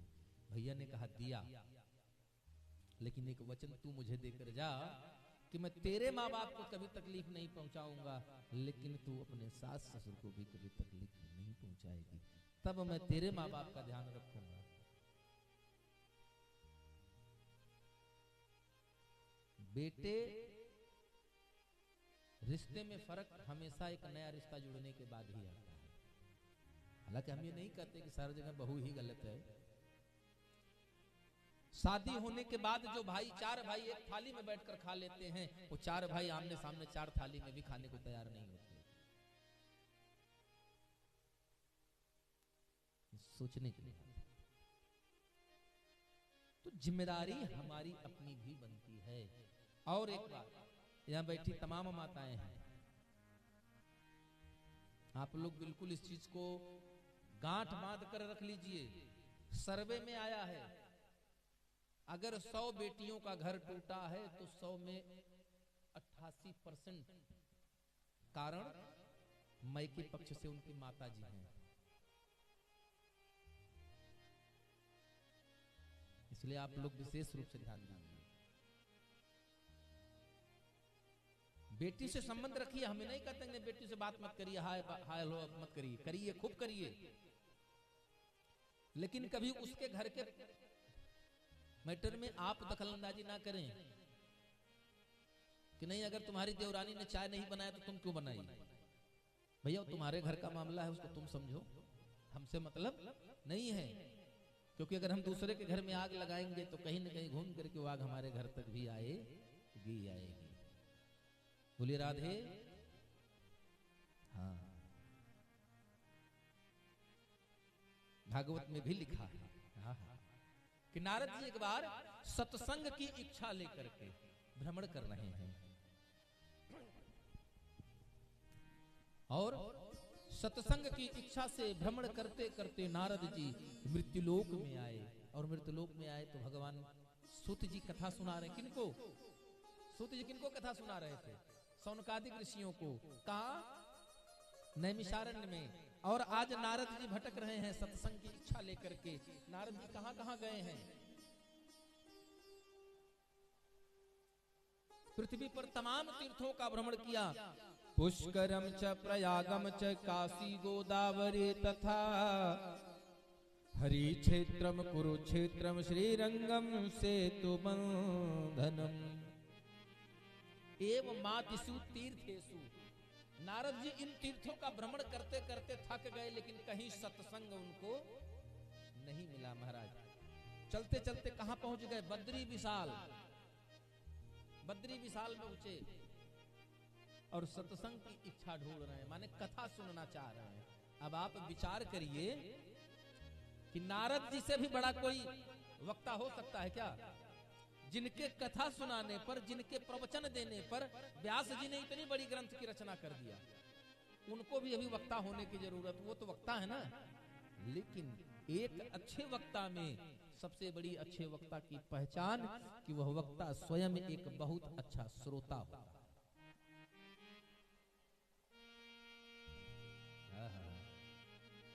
गोस्वामी जी कहते हैं भगवान की कथा सुन करके जिसका पेट भर जाए, जिसका मन भर जाए,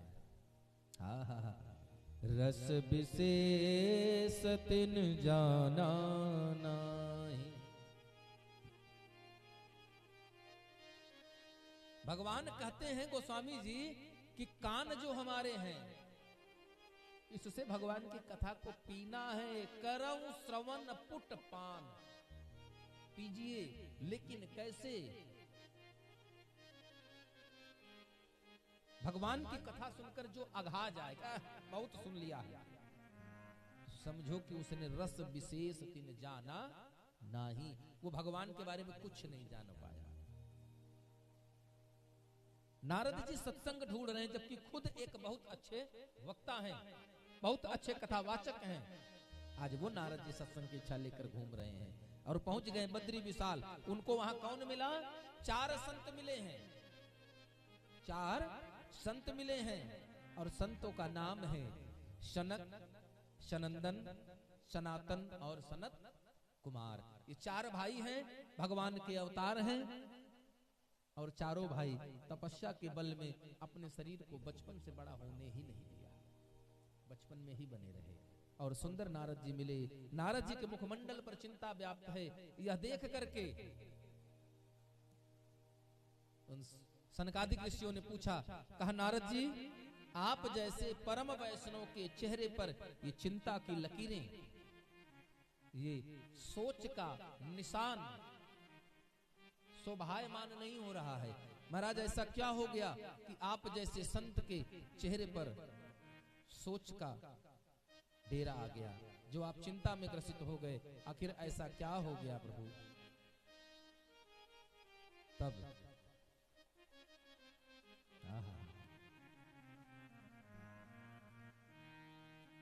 नारद जी बता रहे हैं कि प्रभु, हम समस्त लोकों का भ्रमण करते करते पहुंचा कहां? मृत्यु लोके मुपागत, मृत्यु लोक में पहुंचा। लेकिन वहां पहुंच करके मैंने देखा, मेरा मन दुखी हो गया महाराज। तो नारद जी से वो संत पूछे कि आखिर ऐसा आपने पृथ्वी पर क्या देख लिया, जबकि लिखा है, आप ही कह रहे हैं कि सभी लोकों में उत्तम जान करके, सभी लोकों से श्रेष्ठ जान करके मैं पृथ्वी लोक पर आ गया। और पृथ्वी लोक पर जाने के बाद आप दुखी क्यों हुए? तो उन्होंने कहा, मैंने देखा तरुणे प्रभुता गेहे, शाल को बुद्धिदायक, कन्या विक्रयिणो लोभा, दंपति नाम च कलकनम। अब असली बात अब सुनिए, कलयुग का प्रभाव जो हम भी कह रहे थे ना, ये भागवत में लिखा है, तरुणी प्रभुता गेहे। तरुणी माने जवान। घर में जवान स्त्री कौन आती है? बहू। बेटे की शादी करेंगे तो युवावस्था में करेंगे, युवा पत्नी से करेंगे। और क्या लिखा है? तरुणी प्रभुता गेहे। घर में ससुराल में आने के बाद एक छत्र राज हो जाता है, किसका? बहू का। अच्छा, एक बार एक लोगों ने अपने बेटे की शादी करी, और बढ़िया रात को खाने पे 3-4 दिन बाद जब बहू खाना बनाती है ना, पहली बार रसोई में, बहू ने बढ़िया खूब सुंदर सुंदर तमाम व्यंजन बनाए, और सुंदर हाल में डाइनिंग टेबल लगा, सब लोग बैठे हैं, 4-5 कुर्सियां लगी हैं।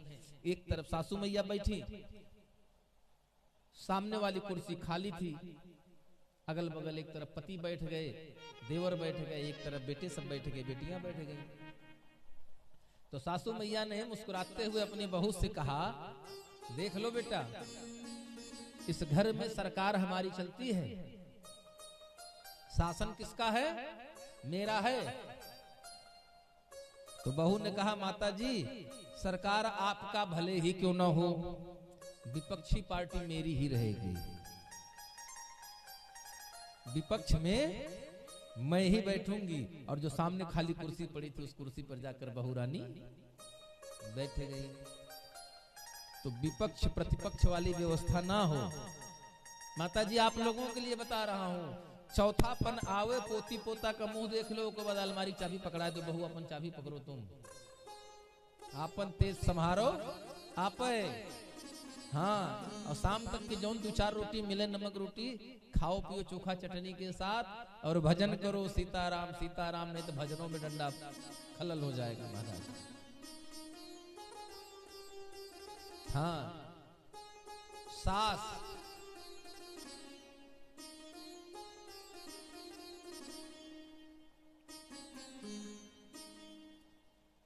सास कहते किसको है? किसी ने बहू से पूछा, भैया बताओ सास की परिभाषा। तो बहू ने कहा, जो चैन की सांस न लेने दे वही सास।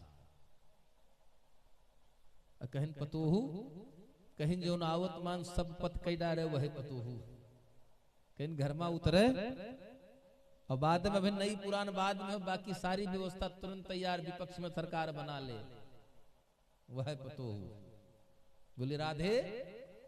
हाँ आइए अब थोड़ा सा कथा में चलते हैं, क्योंकि कथा बड़ी गंभीर है, इसलिए हमने कहा थोड़ा सा हंसने हंसाने की बात भी होती रहे तो लोग जाग जाएंगे, सोएंगे नहीं। और नारद जी बता रहे हैं, तरुणी प्रभुता गे है, घर के अंदर में युवा स्त्री का राज होगा, अर्थात पत्नी का, बहू का शासन होगा। और भाई लोग क्या करेंगे?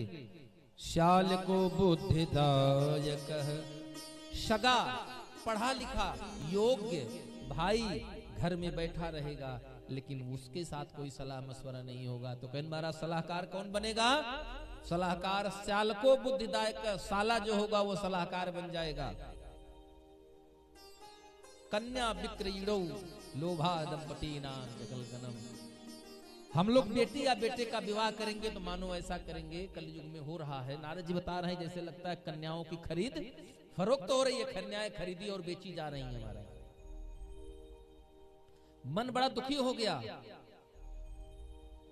भये लोग सब मोह बस, लोभ गसे शुभ कर्म। सुनु हरि जान ज्ञान निधि, कहूं कछु कलीधर।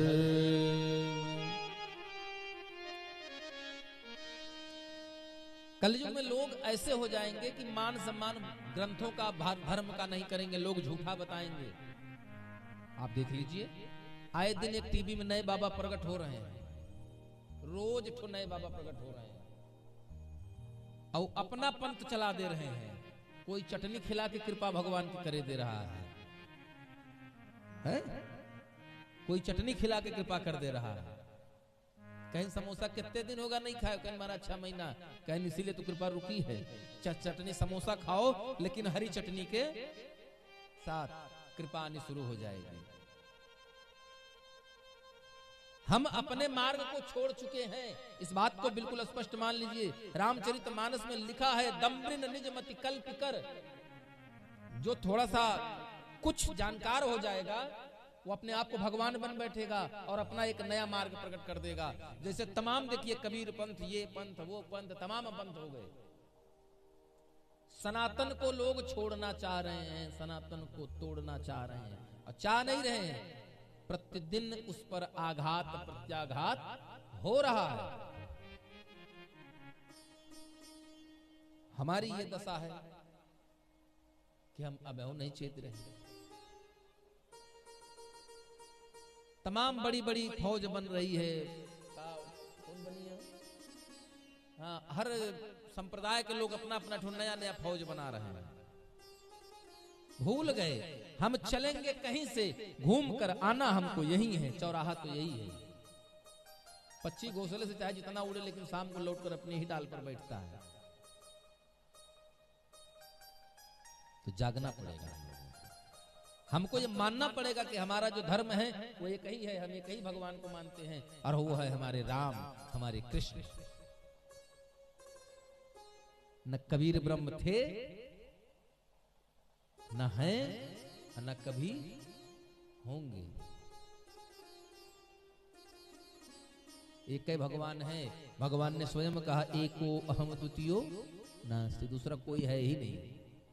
तो नारद जी ये सब देख करके गए और सुना रहे सनकादिक ऋषियों को। बोले बड़ा चिंता है हमको इस बात की। बोले तो इसमें कौन सी बड़ी चिंता की बात है, ये तो हर समय समय का चलन है। संसरति इति संसार, जो परिवर्तनशील रहे, जो हमेशा बदलता रहे, खिसकता रहे। संसरत माने खिसकना, जो हमेशा खिसकता रहे, उसी का नाम संसार है। ये तो संसार की रीति है। आज यहाँ कल कुछ है, आज यहाँ आपका सुंदर बढ़िया घर बना है, यहाँ बढ़िया कथा हो रही है। हो सकता है आपकी 2-4 पीढ़ी बीतने के बाद या 150 वर्ष 200 साल बीतने के बाद गोमती जहां बह रही है वहां से खिसक कर यहां गोमती आ जाए।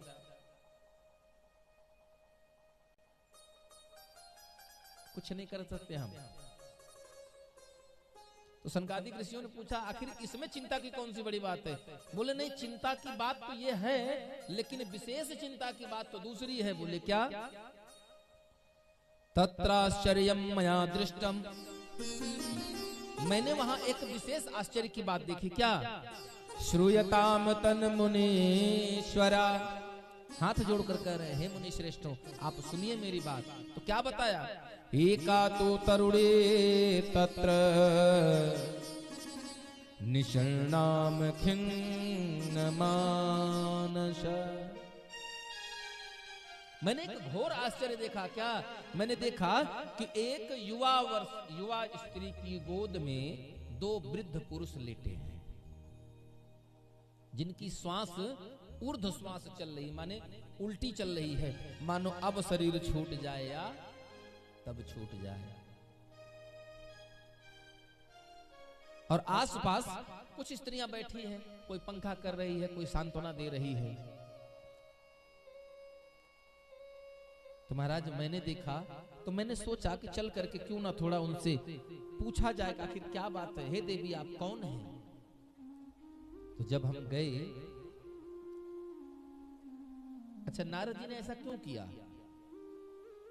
आप यहां से जा रहे होंगे पॉलिटेक्निक, अगर रास्ते में कोई बैठ कर करा रहा होगा तो आप पूछेंगे नहीं कि भैया क्या बात है।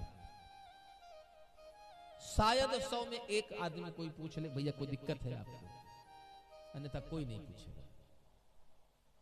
लेकिन नारद जी ने पूछा, क्यों? क्योंकि संत हृदय नवनीत समाना, नवनीत माने मक्खन होता है। संजनों का हृदय, संतों का हृदय मन कैसा होता है? बिल्कुल मक्खन की तरह कोमल होता है। निज परित्राप द्रवई नवनीता, जैसे मक्खन अपने आप से नहीं पिघलता, जब उसको गर्मी मिलती है, ठंडी इस मौसम में भी अगर 1 चम्मच मक्खन आप अपने हाथ पे रख लीजिए तो कुछ समय बाद मक्खन पिघलना शुरू हो जाएगा। ऐसे ही संत जब दूसरे को दुखी देखते हैं तो वो भी दुखी हो जाते हैं। महाराज आज संत भगवान पूछ रहे हैं, सोच रहे हैं कि मैं चल करके उनसे पूछूं कि हे देवी आप कौन हैं, क्यों ये वृद्ध पुरुष कौन हैं और क्यों आपकी गोद में लेटे हैं। लेकिन मैं चलूं, मैं चलने की सोच ही रहा था कि वहां से अब मुझे चलना चाहिए, क्योंकि नारद जी एक जगह रुकते नहीं ना 2 घड़ी से ज्यादा। तो नारद जी जब चलने लगे,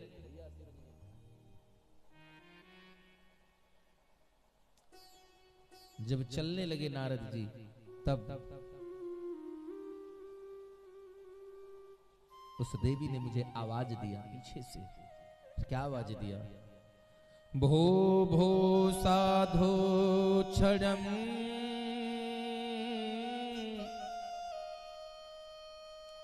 हे महाराज तनिक देर रुकिए आप। भो भो साधो क्षणम तिष्ठ मच्चित्तामपि नाशय, दर्शनं तव लोकस्य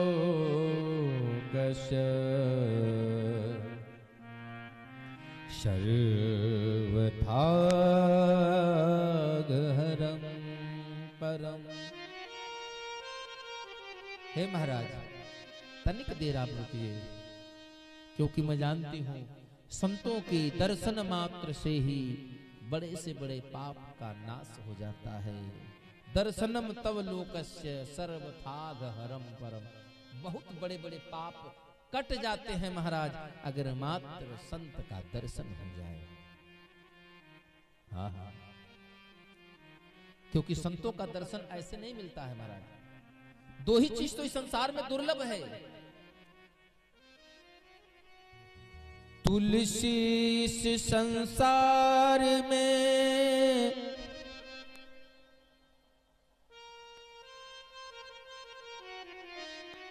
दुर्लभ बातें दो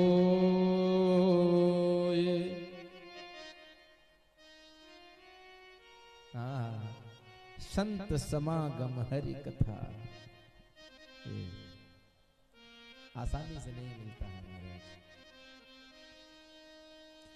सुत दारा और लक्ष्मी पापियों के घर हो संत समागम हरि कथा तुलसी दुर्लभ दो। यही दो चीज असंभव है महाराज। हे प्रभु भाग्योदयेन बहुजन्म समर्जितेन सत्संगम च लभते पुरुषो यदा वे अज्ञान हेतु कृत मोह मदांधकार नाशम विधाय ही तदोदयते। हे प्रभु विज्ञान विद्वान जन संत समाज ऐसा कहता है भाग्योदयेन बहुजन्म समर्जितेन, जब बहुत जन्मों का पुण्य का उदय होता है महाराज सत्संगम च लभते पुरुषो यदा वे, सत्संगी पुरुषों का साथ मिल जाए, उनका दर्शन मिल जाए या भगवान की सत्संग मिल जाए, यह तब संभव है जब भाग्योदयेन बहुजन्म समर्जितेन, जब कई जन्मों के पुण्य का उदय होता है। क्यों? क्योंकि संत के दर्शन से बिनु सत्संग विवेक न होई, ये गोस्वामी तुलसीदास कहते हैं। और आज नारद जी कह रहे हैं, को भक्ति मैया हमसे बता रही हैं, अज्ञान हेतु कृत मोह मदांधकार नाशम। हे प्रभु हमारे मोह रूपी हमारे मन में जो मोह का अंधकार घिरा हुआ है, आप उस अंधकार को प्रकाश के रूप में बदल दें, ताकि विधाय ही तदो दयते विवेक है। और ये तब संभव होगा जब आपका दर्शन हो, जब मुझे सत्संग प्राप्त हो। जिनके जीवन में मिला सत्संग है उनका हर घड़ी आनंद ही आनंद है। ये सत्संग की महिमा है। और नारद जी ने पूछा कि हे देवी आप कौन हैं? तो देवी कह रही अहम भक्ति रीति खाता इमो में तनयो मतो ज्ञान वैराग्य ना मानो काल योगे जर्जर। देवी कह रही हैं कि हे प्रभु मेरा नाम भक्ति है, अहम भक्ति, मेरा नाम भक्ति है। मेरा जन्म कहां हुआ? द्रविड़ देश में मेरा जन्म हुआ। और ये जो दोनों हैं ये मेरे पुत्र हैं। नाम है ज्ञान और वैराग्य, जो काल योगेन जर्जरो, जो कलयुग के प्रभाव से जर्जर स्थिति में पहुंच गए हैं। प्रभु मैं आपका पूरा परिचय क्या है? तो भक्ति मैया अपना पूर्ण परिचय दे रही हैं। उत्पन्ना द्रविड़े साहम वृद्धि करडराकटे गता क्वचित क्वचिन महाराष्ट्रे गुर्जरे जीर्णताम गता। दक्षिण देश द्रविड़ में मेरा जन्म हुआ, कर्नाटक में आकर के। कर्नाटक क्या है? कान। कान हमारा जो कर्नाटक प्रदेश है। हाँ, द्रविड़ देश वाणी के माध्यम से भक्ति का जन्म होता है।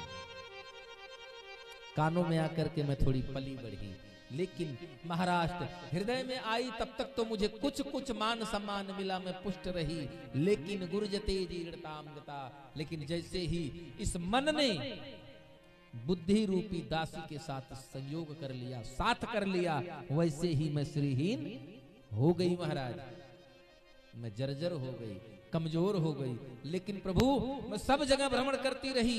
गंगा क्षय सरिताक्षेमा मत सेवार्थ समागता तथापि न च ये श्रेयम सेविताया सुरैरपि। ये जो स्त्रियां आप देख रहे हैं, ये गंगा यमुना सरस्वती कालिंदी ये सब नदियां हैं, और कुछ इसमें देवताओं की स्त्रियां हैं जो मेरी सेवा के हितार्थ यहाँ पर उपस्थित हुई हैं। तो बोले आप पर प्रभाव, आप भी तो जर्जर हुई होंगी।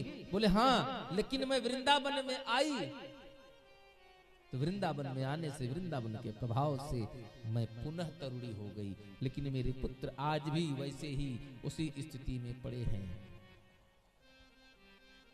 आहा, तो नारद जी ने कहा, हे देवी, धन्य है वह वृंदावन जिसका परिक्षेत्र है, जिसका परिमाप है 84 कोस। 84 कोस परिक्षेत्र का है वृंदावन। जिस वृंदावन में भक्ति मैया नंगे पैर यत्र यत्र गली गली कुंज कुंज में नृत्य करती फिर रही है। नारद जी कहते हैं, वंदनीय है वह भूमि जहां भी कलयुग का प्रभाव वृंदावन के उस क्षेत्र में नहीं होता है। महाराज बोले, राधे। हाँ, वृंदावन का इतना पुण्य है, बड़ा सुंदर स्वभाव है। पुण्य का प्रभाव उदय होता है कई जन्मों का, एक बार मनुष्य तब वृंदावन में आता है। काली दह सेवा कुंज बंसी बट देख देख, सुखद अतीत सुधा सिंधु में समाता है। कामना न किसी और बात की रहती है उसे, सुरपुर के विमान यूं कह कर फिराता है। वापस कर देता है स्वर्ग से आया हुआ विमान भी। कौन? जो वृंदावन में जाकर बस जाता है। और कहता क्या है? जब दूत कहते हैं कि लोग तो स्वर्ग जाना चाहते हैं और आप उस विमान को वापस कर रहे हैं, तो वह जीव डांट करके देवदूत से कहता है, अहो देवदूतों क्यों लाए तुम विमान यहाँ। साधारण जीव देवदूत को डांट कर कहता है, अहो देवदूतों क्यों लाए तुम विमान यहाँ। अरे वृंदावन को छोड़ भला स्वर्ग कौन जाता है। अरे देवदूतों क्यों लाए स्वर्ग से तुम विमान। अरे यहाँ वृंदावन को छोड़ भला स्वर्ग कौन जाता है। आइए हम सभी लोग चलते हैं वृंदावन धाम, बड़े भाव से चलेंगे। अच्छा, यहाँ से वृंदावन कितने लोग गए हैं?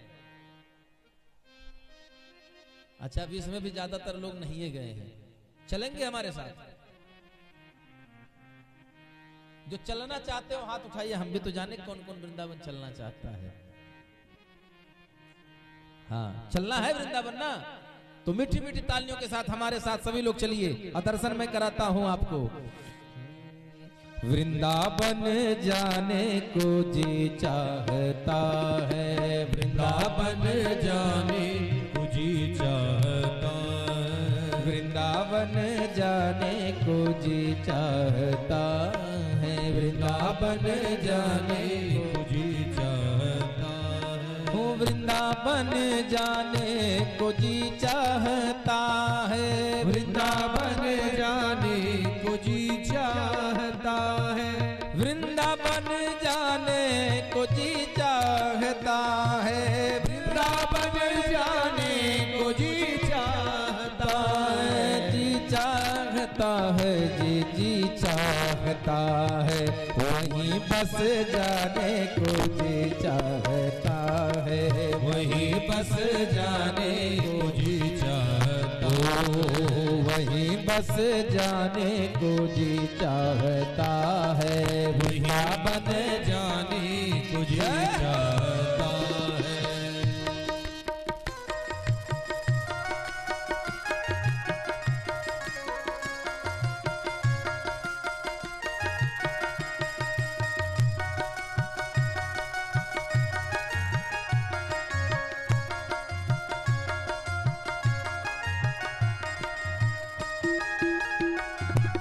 राधे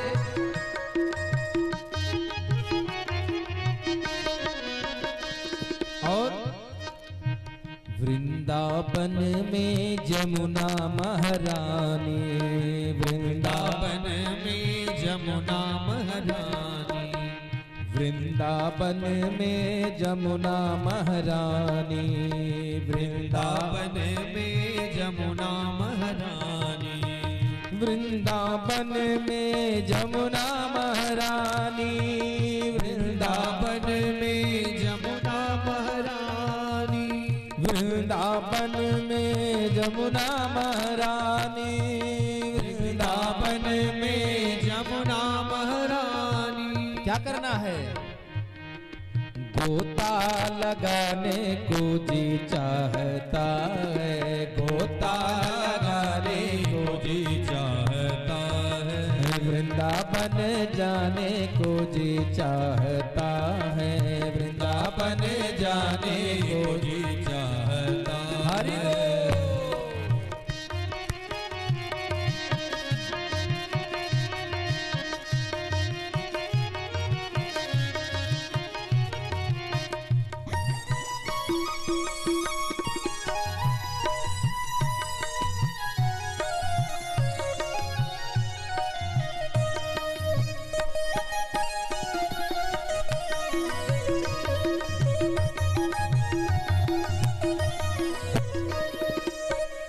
और जमुना जी के तट पर क्या मिलेगा आपको? वृंदावन में बंसी का बट है, वृंदावन में बंसी का बट है, बंसी बट है जी, बंसी बट है, बंसी बट है जी, बंसी बट है, वृंदावन में बंसी का बट है, वृंदावन में बंसी का बट है। और बंसी बट में क्या होता है? भगवान क्या करते हैं? भगवान वहीं तो बैठकर गाय चरा रहे थे, तो क्या करने का मन कर रहा है? चले हम भी भगवान के साथ गाय चरा लें। ओ गैया चराने को जी चाहता है, गैया चराने को जी चाहता है, गैया चराने को जी चाहता है, गैया चराने को जी चाहता है, गैया चराने को जी चाहता है, गैया चराने को जी चाहता है, वहीं बस जाने को जी चाहता है, वहीं बस जाने को जी चाहता है, वहीं बस जाने को जी चाहता है, वहीं बस जाने को जी चाहता। राधे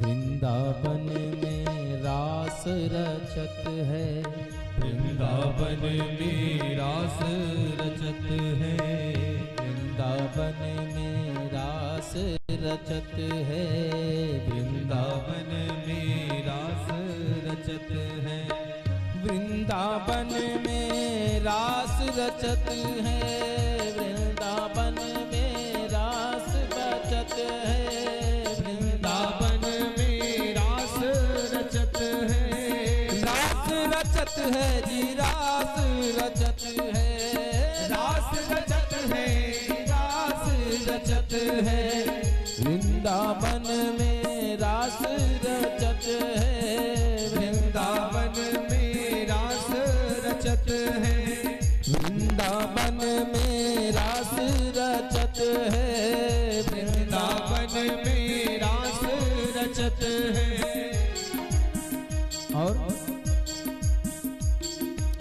ठुमका। आहा, किसका किसका मन है? आप लोगों का नहीं मन है? हाँ तो खड़े हो जाइए सुंदर भाव से, बड़े भाव से भगवान के साथ।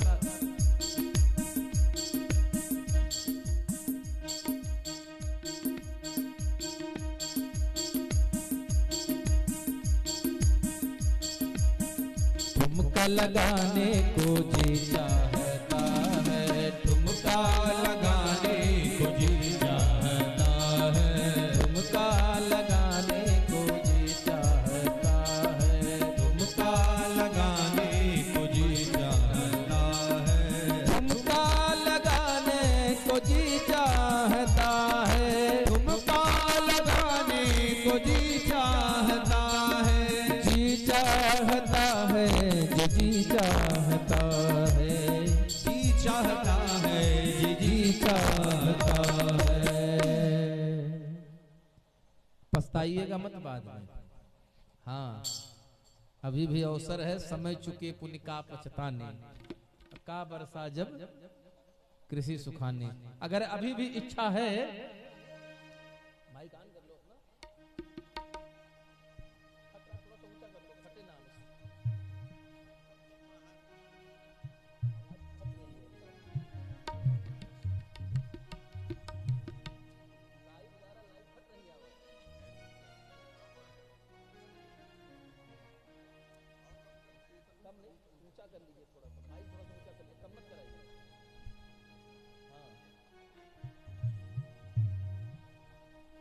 और बड़े भाव से सभी लोग खड़े होकर झूमते हुए भगवान से कहेंगे, ठुमका लगाने को जी चाहता है, ठुमका लगाने को जी चाहता है, ठुमका लगाने को जी चाहता है, ठुमका लगाने को जी चाहता है, ठुमका लगाने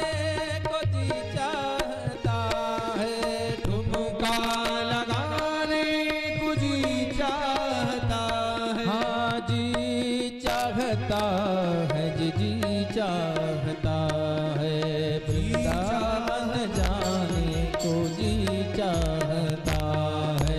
और सभी लोग गाइए हमारे साथ, वृंदावन में राधे राधे, वृंदावन में राधे राधे, सुनवन गाँव में राधे राधे, कुंज गली में राधे राधे, अद्वैत मठ पर राधे राधे, गान गली में राधे राधे, मान गली में राधे राधे, कुंज गलिन में राधे राधे, शिवा कुंज में राधे राधे, श्रृंगार भट्ट पे राधे राधे, केसी घाट पे राधे राधे, रिधिवन जी में राधे राधे, राधे राधे राधे राधे राधे राधे राधे राधे राधे राधे राधे।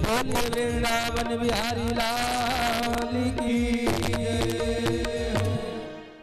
जय जय श्री राधे।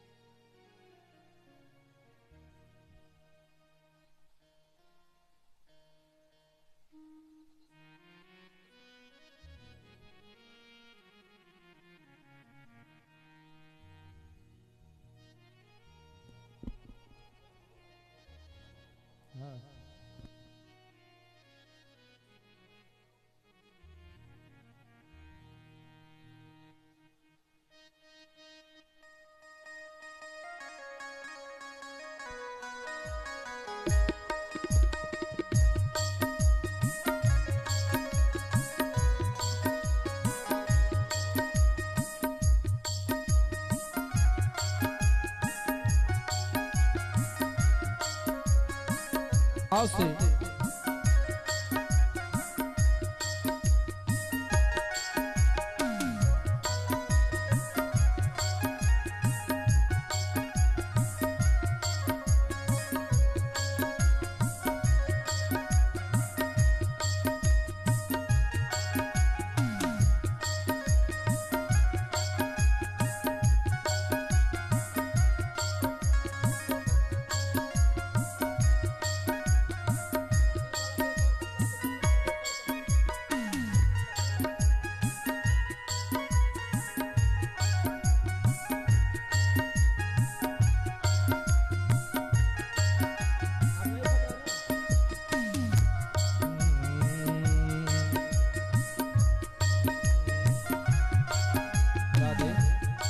श्री राधे राधे श्री राधे।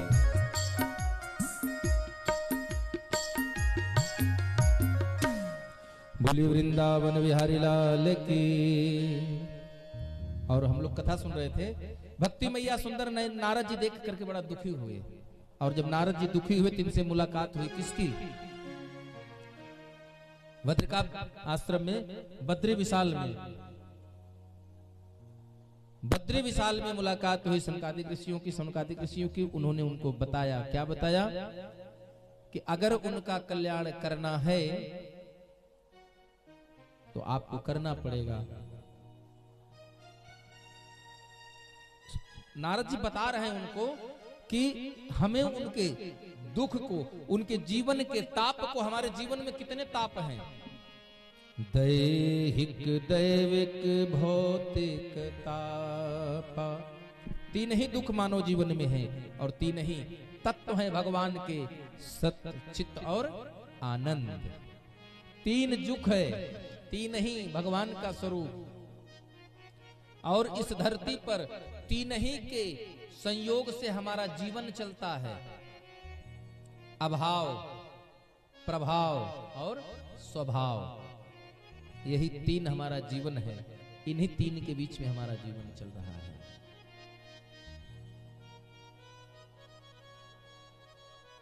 तो इन तापों से नाश करने के लिए नारद जी बता रहे हैं कि इनको अगर नाश करना है तो भक्ति मैया दुखी हैं और पूछ रहे हैं कि नारद जी, अगर कलयुग इतना ही बुरा है तो आखिर परीक्षित जी ने कलयुग को जीवन दान दिया ही क्यों? जब तलवार उठाए थे मारने के लिए तो उसको मार ही देना था ना, क्यों छोड़ दिया उसको? तो नारद जी कह रहे हैं कि देवी, यत् फलम नास्ति तपसा न योगेन समाधिना तत्फलम लभते सम्यक कलो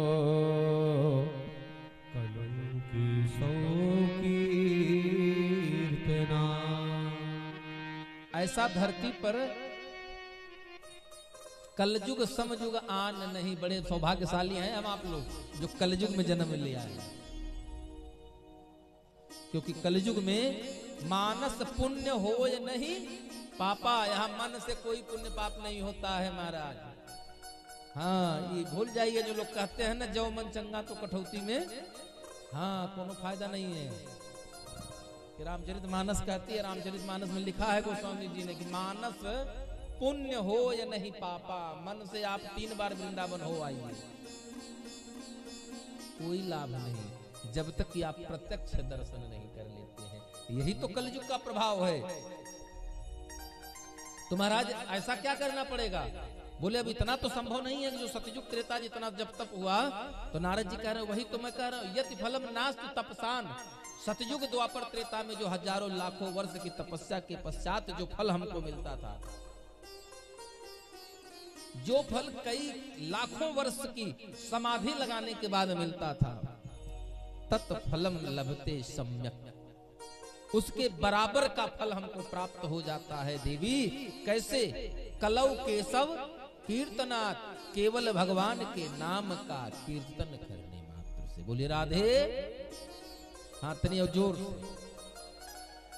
हाँ थोड़ा बोलिए आप लोग, लगे कि हाँ 2-4 भक्त बैठे हैं। राधे राधे, ये बात। हाँ हाँ हाँ। और भगवान कहते हैं, शरणागत कहूं जे तजहि, हित अनहित अनुमानी, ते नर पावर पाप में, ते नहीं बिलो। परीक्षित ने क्यों छोड़ा? ते नर पावर पाप सम तिनहि बिलोकत हान। वो पाप के समान नहीं, पापी नहीं, मानो पाप के समान ही। पाप धरे जन देह, कौन? जो शरणागत कहूं जे तजहि, इसलिए परीक्षित ने कलयुग को नहीं मारा।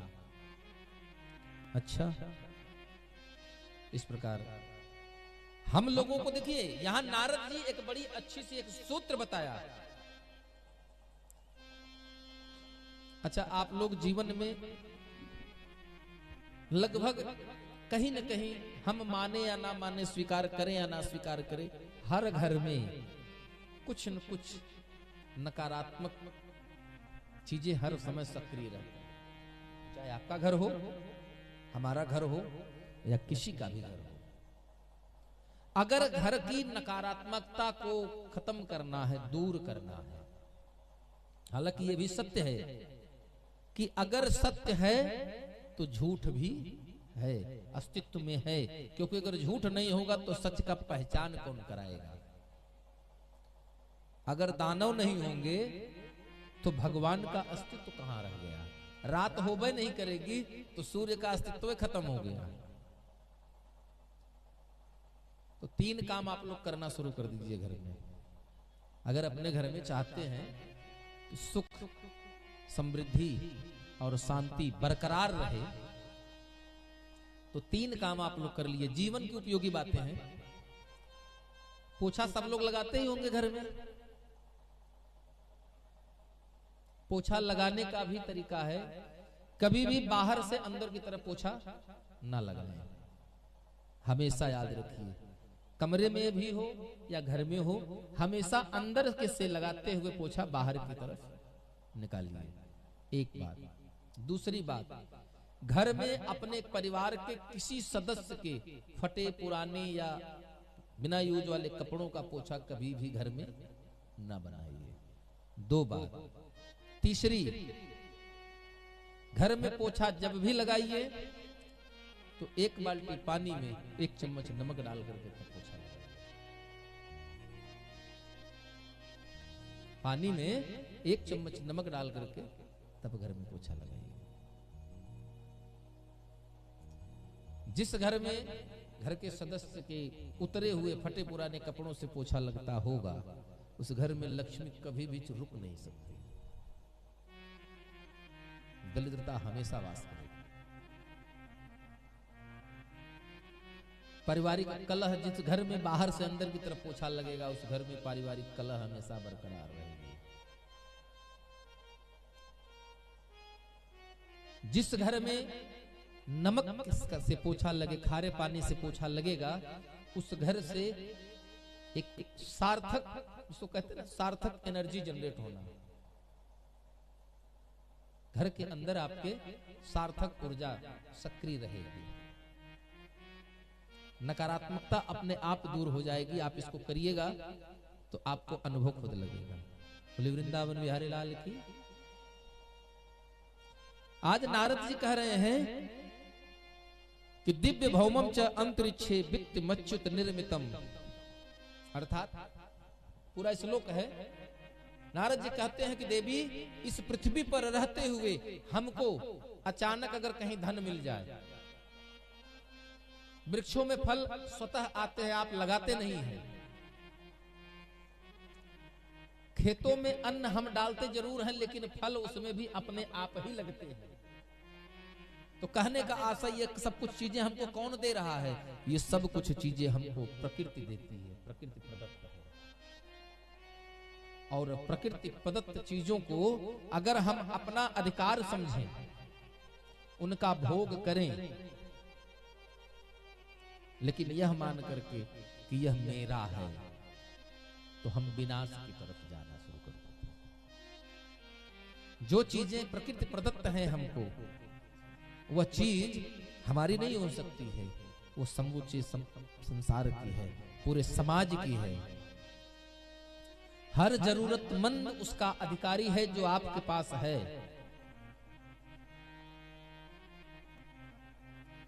अगर इन वस्तुओं का उपभोग हम कर रहे हैं सबके साथ, आवश्यकता अनुसार, आवश्यक जरूरतमंदों की मदद के साथ, तब तो वो हमारे लिए फलदायी है। अन्यथा हम भोग नहीं रहे हैं, हम भोग रहे हैं। बात को समझिएगा। अगर ऐसा नहीं है हम उन धन का, उस अन्न का, उन वस्त्र का अगर दान उसका सदुपयोग नहीं करते हैं, जरूरतमंद की मदद नहीं करते। मैं ये नहीं कहता हूं ले जाइए किसी मंदिर में 2 कुंटल गेहूं दान कर दीजिए, मैं कतई नहीं कह रहा हूं।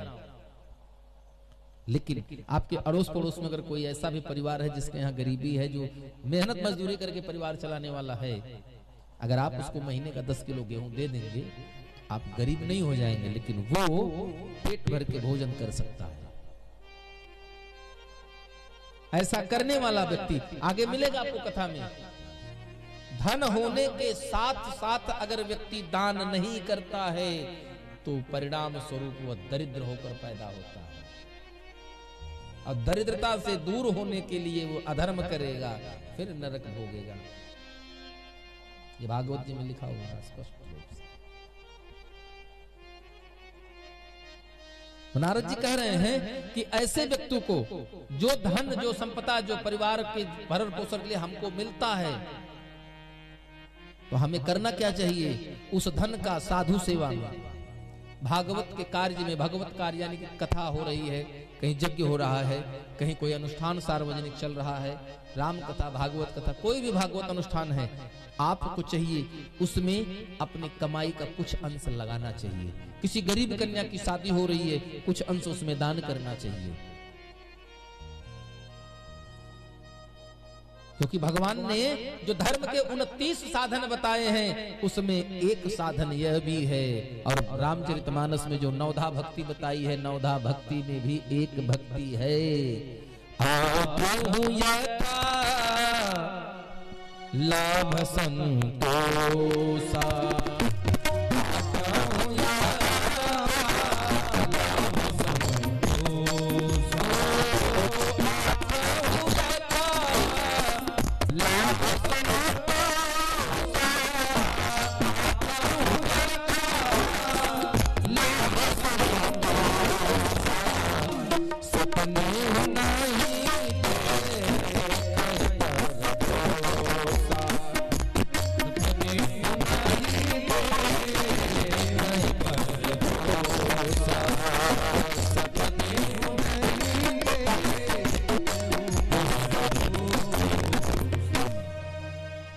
यथा लाभ संतोषा। संतोष करिए कि जो हमको मिला है वो पर्याप्त है, किसी अन्य को देने के लिए हमारे पास कम ना हो। नारद जी कहते हैं, देवी कलिना सदृशः को अपि, कलि माने कलयुग, सदृश के समान, कलयुग के समान, को अपि कौन है? युगो नास्ते बरानने, इस युगों के समूह में देवी कलयुग के समान कोई दूसरा युग नहीं है। हाँ हाँ, तस्मिन तत्रस्त्वा, हे देवी इस कलयुग में घर घर में आपकी स्थापना का बीड़ा मैं उठाता हूँ। कौन? नारद जी। गेहे गेहे जने जने, घर घर में, व्यक्ति व्यक्ति के हृदय में आपको स्थापित कर दूंगा। हाँ हाँ, क्योंकि नीति कहती है भक्ति द्रोह कराये चते सीदंती जगत त्रय। अगर भक्ति का, भक्ति का विरोध अगर कोई करता है तो वो परमात्मा के कोप का भाजन होता है। प्रमाण है, दुर्वासा ऋषि ने महाराज राजा अम्बरीश का तिरस्कार किया, उनके सामने कृत्या को लगा दिया, और जब भगवान का सुदर्शन चला तो दुर्वासा खुद भागकर भगवान को शरणागति चले गए। बोले राधे, ये भगवान की कृपा है कि भक्त का द्रोह करने वाला व्यक्ति भगवान का प्रत्यक्ष दुश्मन हो जाता है।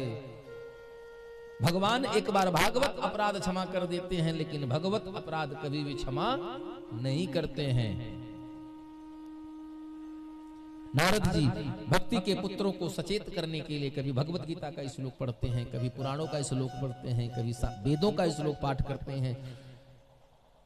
एक निमिष मात्र के लिए, लव मात्र के लिए आज ज्ञान वैराग्य सचेत तो होते हैं, लेकिन पुनः अचेत अवस्था में पड़े हैं। नारद जी को बड़ा विस्मय हुआ, बड़ी चिंता हो गई। हे प्रभु, क्या आज हमारे शास्त्रों में तेज कम हो गया? हमारे वेद मंत्र निस्तेज हो गए, कमजोर हो गए, उनका सामर्थ्य क्षीण हो गया? आखिर ऐसा क्या हो गया? हे ज्ञान, हे वैराग, आंखें खोलो, नेत्र खोलो। लेकिन ज्ञान वैराग ने कोई प्रतिक्रिया नहीं दिया। तभी आकाशवाणी होती कि सत्कर्म करो, सत्कर्म करो, सत्कर्म करो। हे प्रभु, हम उसी सत्कर्म को खोज रहे हैं कि कौन सा सत्कर्म करना है। तब सनकादिक ऋषि कह रहे हैं कि हे नारद जी, अहो नारद धन्यो असि, विरक्ता नाम शिरोमणि, सदा श्री कृष्ण दासा नाम अग्रगण्यो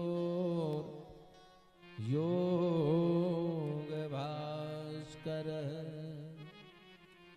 सदा श्री कृष्ण दासा नाम। हे नारद जी, आप धन्य हैं, विरक्तों में धन्य हैं, सन्यासियों में धन्य हैं, वैष्णव जनों में धन्य हैं। आप विरक्तों में शिरोमणि हैं, सर्वोपरि हैं। और भगवान श्री कृष्ण के भक्तों में, दासों में नाम आपका सबसे आगे लिया जाता है। आप उनके भास्कर हैं। भास्कर माने सूर्य हैं। भक्ति का मार्ग आपने प्रकाशित किया है महाराज। तो क्या करे प्रभु, आप इसके लिए इदम भागवतम नामम पुराणम ब्रह्म संहितम, एक शास्त्र है जिसका नाम है श्रीमद् भागवत महापुराण, इसकी कथा करवाइए। और नारद जी ने सुंदर कहा, ठीक है प्रभु, हम भागवत महापुराण की कथा का आयोजन करेंगे। तो महाराज, इसका आयोजन हम कहाँ करें? बोले, गंगा के तट पर भक्ति ज्ञान विरागणा स्थापनाय प्रकाशितम। बोले, गंगा के घाट पर श्रीमद् भागवत कथा ज्ञान यज्ञ की गंगा का आयोजन करिए, जिसके परिणाम स्वरूप क्या होगा? ज्ञान और वैराग्य, साथ में भक्ति मैया की पुनर्स्थापना के लिए प्रकाशमान हो जाएंगे। कहाँ करना है महाराज? हरिक्षेत्र, हरिद्वार। हरिद्वार में गंगा के घाट पर एक स्थान है जिसका नाम है आनंद घाट। और सुंदर आनंद घाट पर भगवान की कथा का रसास्वादन कराने पहुंचे हैं बद्रिक विशाल से वो 4 बाल संत। बड़ी भीड़ हो गई महाराज। क्यों? अरे कहीं भैया नारद जी कथा करवा रहे हैं, नारद जी जजमान बने हैं। बोले, नारद जी जजमान बने हैं तब तो कथा बहुत बड़ी होगी। खूब भीड़ आई। तब तक किसी ने सुना, अरे भैया बद्री विशाल से महात्मा जी आ रहे हैं कथा सुनाने। कौन? सनकादिक। अरे बोले, एक व्यास नहीं, 4 व्यास कथा सुनाएंगे, हम भी चलेंगे। खूब भीड़ लगी महाराज। और तब सुंदर आनंद घाट पर कथा प्रारंभ हुई। यहां पर नारद जी ने पूछा, कितने दिन में कथा होगी? तो बताया सनकादिक ऋषियों ने, सुख शास्त्र की कथा जो है हमें गंगा घाट पर आनंद नामक स्थान पर करना है। और यह कथा सप्ताह की कथा होगी, 7 दिवसों में यह कथा की जाएगी। इसके पश्चात सुंदर कथा का आयोजन हुआ। सनकादिक ऋषि आए और भगवान की कथा हुई। भागवत भगवान की पावन कथा को श्रवण करने का परिणाम यह हुआ कि ज्ञान वैराग्य फिर से जवान हो गए, फिर से युवा हो गए। और जब युवा हो गए तो उन्होंने क्या किया? वहीं वृंदावन में भक्ति मैया के साथ श्री कृष्ण गोविंद हरे मुरारी, हे नाथ नारायण वासुदेव। श्री कृष्ण गोविंद हरे मुरारी, हे नाथ नारायण वासुदेव। श्री कृष्ण गोविंद हरे मुरारी, हे नाथ नारायण वासुदेव। श्री कृष्ण गोविंद हरे मुरारी, हे नाथ नारायण वासुदेव। पितु मातु स्वामी सखा हमारे, पितु मात स्वामी सखा हमारे, हे नाथ नारायण वासुदेव। जय जय राधे राधे राधे, जय श्री राधे राधे राधे जय जय राधे राधे राधे भाव से राधे राधे राधे जय जय राधे राधे राधे जय श्री राधे राधे राधे जय जय राधे राधे राधे जय श्री राधे राधे राधे हाँ श्री कृष्ण गोविंद हरे मुरारी नाथ नारायण वासुदेव श्री कृष्ण गोविंद हरे मुरारी हे नाथ नारायण वासुदेव श्री कृष्ण गोविंद हरे मुरारी हे नाथ नारायण वासुदेव श्री कृष्ण गोविंद हरे मुरारी हे नाथ नारायण वासुदेव भक्ति ही सुतौ तो तरुणो गृहीत्वा। सूत जी कह रहे हैं हे सनकादि ऋषियों भक्ति सुतः तौ तौ माने वो भक्ति सुतौ भक्ति के पुत्र हैं कौन कौन ज्ञान और वैराग्य वो दोनों क्या हो गए तरुणो गृहीत्वा फिर से जवान हो गए और जवान हुए तो कैसा प्रेमय का रूपा मानो उनके शरीर से प्रेम रस छलक रहा हो। उन्होंने क्या किया श्री कृष्ण गोविंद हरे मुरारे नाथेति नामानि मुहुर्वदंती उनके मुख से सहस ही निकल पड़ा श्री कृष्ण गोविंद हरे मुरारे। यही गाते हैं और वृंदावन की गली गली में नृत्य करते हैं क्योंकि भगवान ने स्वयं कहा है त्वमेव शरणं गच्छ सर्वभावेन भारत त्वत्प्रसादात् पराम शान्तिं स्थानं प्राप्स्यामि शाश्वतम्। हे अर्जुन त्वमेव शरणं गच्छ। जिस दिन यह जीव निष्कलंक होकर के निष्कपट भाव से निस्वार्थ होकर सिर्फ मेरे सामने आ जाता है उस दिन मैं क्या करता हूं त्वत्प्रसादात् पराम मैं उसे अपनी कृपा का पात्र बना लेता हूं और शांति में उसके मन में चिरकाल तक की शांति प्रदान कर देता हूं चिरकाल तक शांति स्थान प्रदान कर देता हूं किसको सन्मुख होए जीव मोहि जबहि सन्मुख होए जीव मोहि जबहि सन्मुख होए जीव मोहि जबहि ओ सन्मुख होए जीव मोहि जबहि जन्म कोटि अघना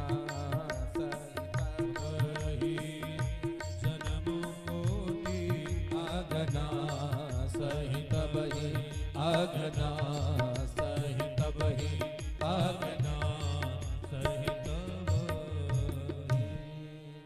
सन्मुख होई जीव मोहि जबहि।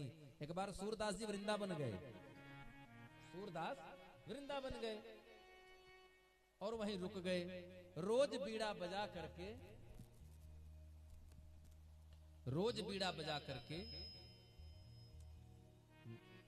भगवान का भजन करते रोज भगवान का भजन करते और एक दिन किसी ने उनसे पूछा प्रभु एक बात बताइए आप रोज मंदिर आते हैं और मंदिर के चौखट को ही प्रणाम करके वापस चले जाते हैं और बाहर बैठकर भजन करते हैं क्यों आप तो अंधे हैं जन्म से सूर हैं नेत्र विहीन है आप तो भगवान की मंदिर सभी को छोड़ो भगवान की चौखट का भी दर्शन आप नहीं कर पाते क्यों आते हैं मंदिर। हमारे सूरदास जी हंस पड़े महाराज बोले भैया हाँ आपको कभी शिकायत नहीं होती कि आपको सूर बनाया भगवान ने। बोले ना बिल्कुल शिकायत नहीं होती है बल्कि रोज मैं जब सो करके उठता हूं तो भगवान का धन्यवाद करता हूं कि प्रभु इस जीवन में मानव शरीर के अंदर 6 विकार हैं काम क्रोध लोभ मोह मद और मत्सर, ये 6 विकार हैं और इन 6 विकार के हमारे शरीर में प्रवेश है। सावधान आप कैमरे की नजर में है, चोरी बावजूद इसके होती है। हम तो कहते हैं कि उस सब लिस्टों को उतार दिया जाए और हर जगह एक बात लिख दी जाए, सावधान आप भगवान की नजर में हैं। सावधान आप भगवान की नजर में हैं। मानो न मानो आप कहीं न कहीं समय थोड़ा सा लगेगा जरूर, लेकिन चोरियां अपने आप बंद हो जाएंगी। एक शराबी था, मदिरा लेकर पहुंच गया मंदिर के गेट पर और पीने लगा वहीं बैठकर। तो हमारे पंडित जी आए, डांट कर भगाएं कि भैया यहाँ से बाहर जाओ, सड़क के उस पार बैठकर पियो, मंदिर है। मंदिर शराब पीने की जगह थोड़ी है, मंदिर तो पूजा करने की जगह है। मंदिर में प्रसाद बंटता है, मंदिर में पंचामृत मिलता है, यहाँ पर शहद मिलता है, भगवान को अमृत का भोग लगता है। ये सोम रस यहाँ नहीं बंटता है, आप जाइए बाहर बैठकर पीजिए। तो उस मदिरा पी रहे व्यक्ति ने कहा,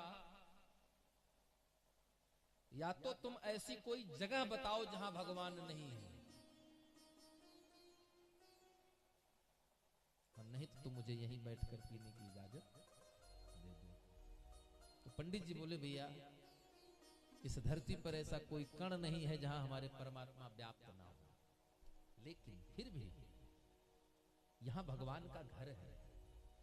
तो भगवान के घर में हम गंदी चीजों को लेकर नहीं आ सकते, हम बिना नहाए भगवान के मंदिर में नहीं प्रवेश पाते हैं। आप मदिरा पीने की बात कर रहे हैं। बोले हाँ, ये कहिए तो मैं मान लेता हूं कि भगवान के घर में गंदगी नहीं करनी चाहिए, मैं नहीं आऊंगा, जा रहा हूं। लेकिन अगर ये कहेंगे भगवान के सामने बैठकर शराब पियोगे तो हमें खाली एक जगह बताओ जहां भगवान नहीं हो। हाँ जी, भक्ति मैया नारद जी के कहने पर सुंदर आयोजन हुआ, सुंदर भगवान की पावन दिव्य कथा 7 दिन चली। 4 वक्ता, 4 व्यास मंच लगा, 4 जनों से कथा हुई और सुन करके ज्ञान वैराग्य तुरंत युवा हो गए और वृंदावन धाम में घूम घूम कर नृत्य करते करते इस भगवान श्री कृष्ण के भजन कीर्तन गाते हैं। इसलिए हम लोग पूछते हैं, कहते हैं, यहाँ बैठे हैं, जहां तक भी हमारी आवाज जा रही हो, अगर आपको लगता है कि सब तीर्थ करी आए हैं, अब वृंदावन नहीं गए हैं, तो तीर्थ का फल तो आपको मिल सकता है, लेकिन भक्ति नहीं मिल सकती, क्योंकि भक्ति तो सिर्फ वृंदावन में विराजमान है महाराज। और वो भी नृत्य हो करती है, नाचती है, हो भगवान के आगे भक्ति नंगे पैर नाचती है पूरे वृंदावन में। आप चले जाइए वृंदावन, वहां का रिक्शा वाला भी आपको घंटी नहीं बजाएगा। अगर आप आगे आ जाएंगे कहेगा भैया राधे राधे, है वो वृंदावन का प्रताप है। भक्ति वो चीज है महाराज। एक अभी हमें लगता है 1 हफ्ता पूर्व की घटना, अभी 1 हफ्ता भी हमें लगता नहीं हुआ होगा, एक वीडियो हमारे पास आई थी न्यूज पर, जिसमें एक 28 वर्ष की लड़की IAS क्वालिफाई करने के बाद बकायदा विधि विधान से ठाकुर जी के साथ उसने विवाह किया है। अब ये तीसरी घटना, 1 महीने के अंदर मेरी जानकारी में तीसरी घटना है। एक लड़की है पूजा जो राजस्थान की है, उसने किया। एक लड़की अभी है, अभी जल्दी के बाद 3-4 मतलब 1 हफ्ता भी नहीं हुआ है, बकायदा ठाकुर जी को गोद में लेकर उसने फेरे लिए हैं, पंडित बैठकर वैदिक मंत्र उच्चारण किए हैं, घर से उसकी विदाई हुई है। ये भक्ति है। किसी साधक ने बड़ी सुंदर सी बात कही है, तेरी नजरों में गजब का नूर होता है, तेरी नजरों में गजब का नूर होता है, तेरी नजरों से कब कौन कहां दूर होता है। रख दे जो कदम एक बार सामने, तेरी चौखट पे वो बार बार आने को मजबूर होता है। और ये भाव तब बनेगा, बनाइए तो भाव आप लोग। भगवान इसी कलयुग में दर्शन दे सकते हैं। मीराबाई को इसी कलयुग में दिया है, आज से 550-600 वर्ष पूर्व। मीराबाई सतयुग में थोड़ा पैदा हुई थी, कलयुग में हुई थी। बिहार के राम टहल पांडे आज से 150 वर्ष पहले की पुरानी घटना है। उनको भगवान ने दर्शन दिया। 150 वर्ष पहले नानजी बाई करके महाराष्ट्र में एक महिला है जिनको दर्शन दिया भगवान ने। और दर्शन कैसे दिया? उनके कंडे जो होते ना, कंडे उपले, उपलों में से राम राम की आवाज आई। भाव तो पैदा करिए आप। और भाव कैसे पैदा होगा? बुलाइए भगवान को, खूब भाव से बुलाइए।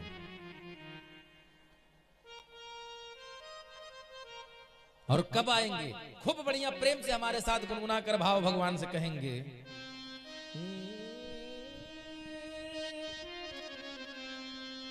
हो मैंने मोहन को बुलाया है, वो आता होगा। और मीठी मीठी तालियों के साथ, तालियां सबकी बजनी चाहिए। और तब हमारे साथ गुनगुनाइए और कहिए, हो मैंने मोहन को बुलाया है, वो आता होगा।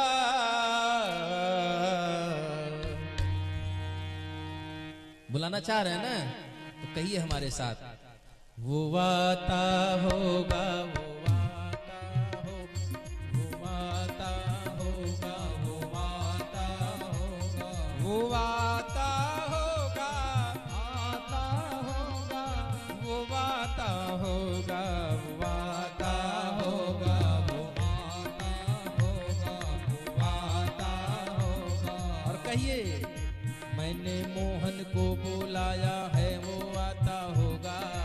मैंने मोहन को बुलाया है, वो आता होगा। मैंने मोहन को बुलाया है, वो आता होगा। मैंने मोहन को बुलाया है, वो आता होगा। और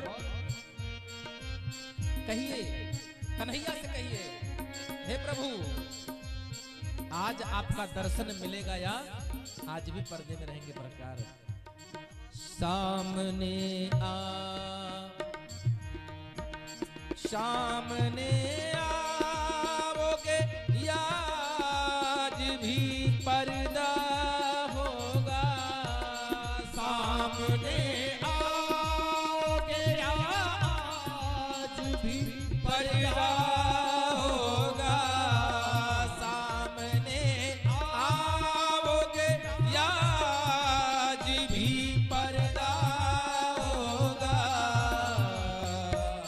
वो आता होगा, वो आता होगा, वो आता होगा, वो आता होगा, वो आता होगा, वो आता होगा, वो आता होगा। हरि बोल।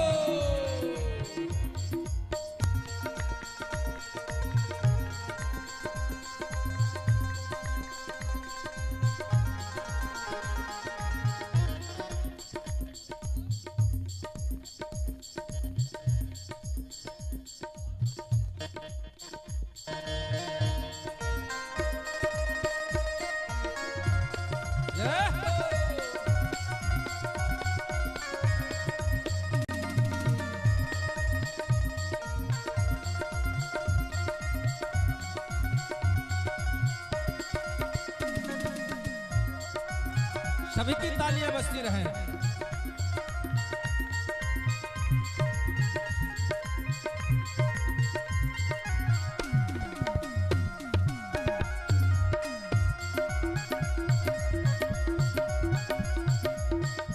और कहिए, क्या कहना है? हम गुनहगारों ने सोचा भी नहीं था प्यारे। हम गुनहगारों ने सोचा ही नहीं था प्यारे। हम गुनहगारों ने सोचा भी नहीं था प्यारे, हम गुनहगार सोचा ही नहीं था प्यारे। प्यारे। क्या नहीं सोचा था? हे कन्हैया, हमने तो कभी सोचा ही नहीं, हम तो अपनी माया में उलझे रहे। जिक्र मोहन के गले में हमारा होगा, जीत मोहन के गले में हमारा होगा, वो वादा होगा, वो वादा होगा, वो वादा होगा, वो वादा होगा, वो वादा होगा, वो वादा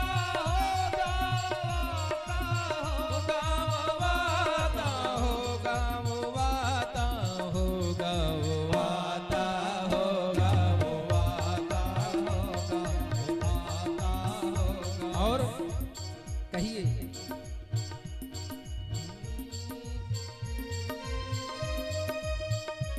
कन्हैया, मैं जानता हूं कि मैंने जिंदगी में कभी तेरा भजन नहीं किया, कभी तेरा कीर्तन नहीं किया, कभी भी मेरे मन में तेरे लिए प्रेम नहीं जगा, कभी तेरे लिए मेरे मन में दर्द नहीं पैदा हुआ। और गोस्वामी तुलसीदास जी कहते हैं, हिय फाटे फूटे नयन जरय सुतन के हिका, द्रवई स्रवई पुल के नहीं, तुलसी सुमिरत राम। कभी मेरे मन में तेरे लिए कोई भाव नहीं बना। हो सकता है कि तुम्हारे भी मन में भाव ना हो, लेकिन फिर भी तुझको आना है। और कैसे आएंगे? जिद करिए, बुलाइए। प्यार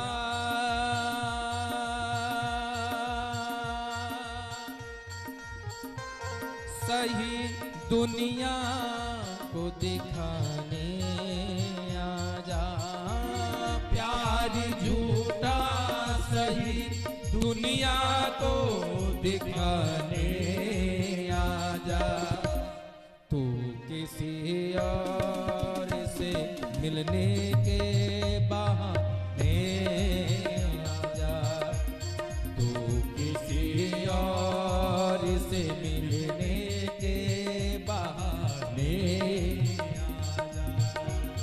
आजा,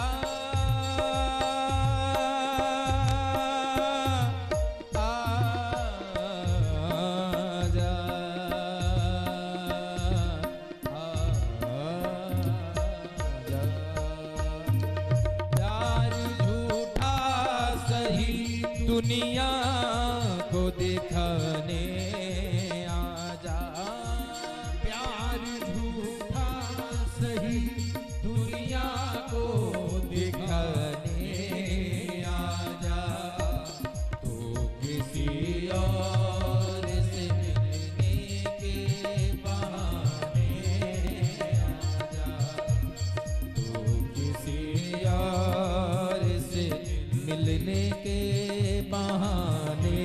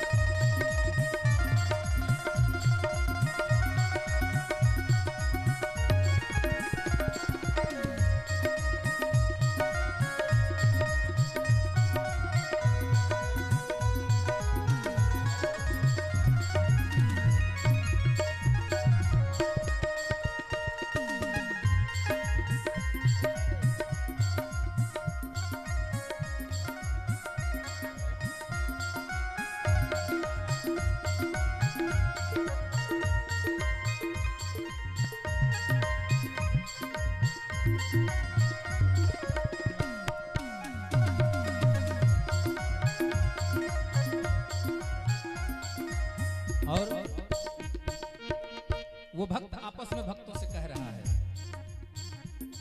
तुम भी आना, तुम भी आना मेरे घर, आज तमाशा होगा। तुम भी आना मेरे घर, आज तमाशा होगा।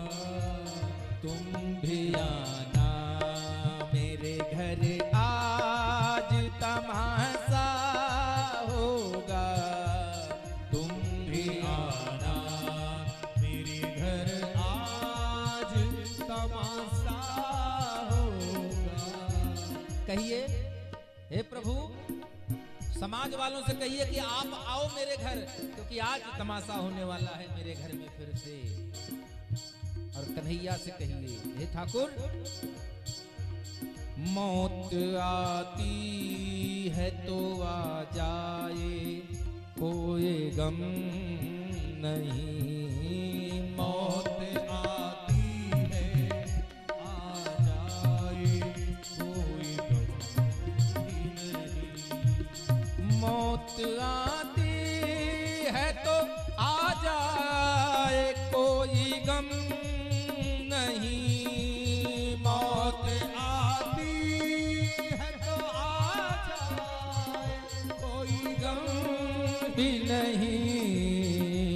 किस बात के लिए डर नहीं है? वो भी आएगा, आएगा। कौन आएगा? वो भी आएगा जो मेरा मसीहा होगा। वो भी आएगा जो मेरा मसीहा होगा। कौन है मसीहा? वो मैंने मोहन को बुलाया है, वो आता होगा। हो मैंने मोहन को बुलाया है, आता होगा। और सबके हाथ ऊपर ताली बजती रहे। वो आता होगा, वो आता होगा, वो आता होगा, वो आता होगा, वो आता होगा, वो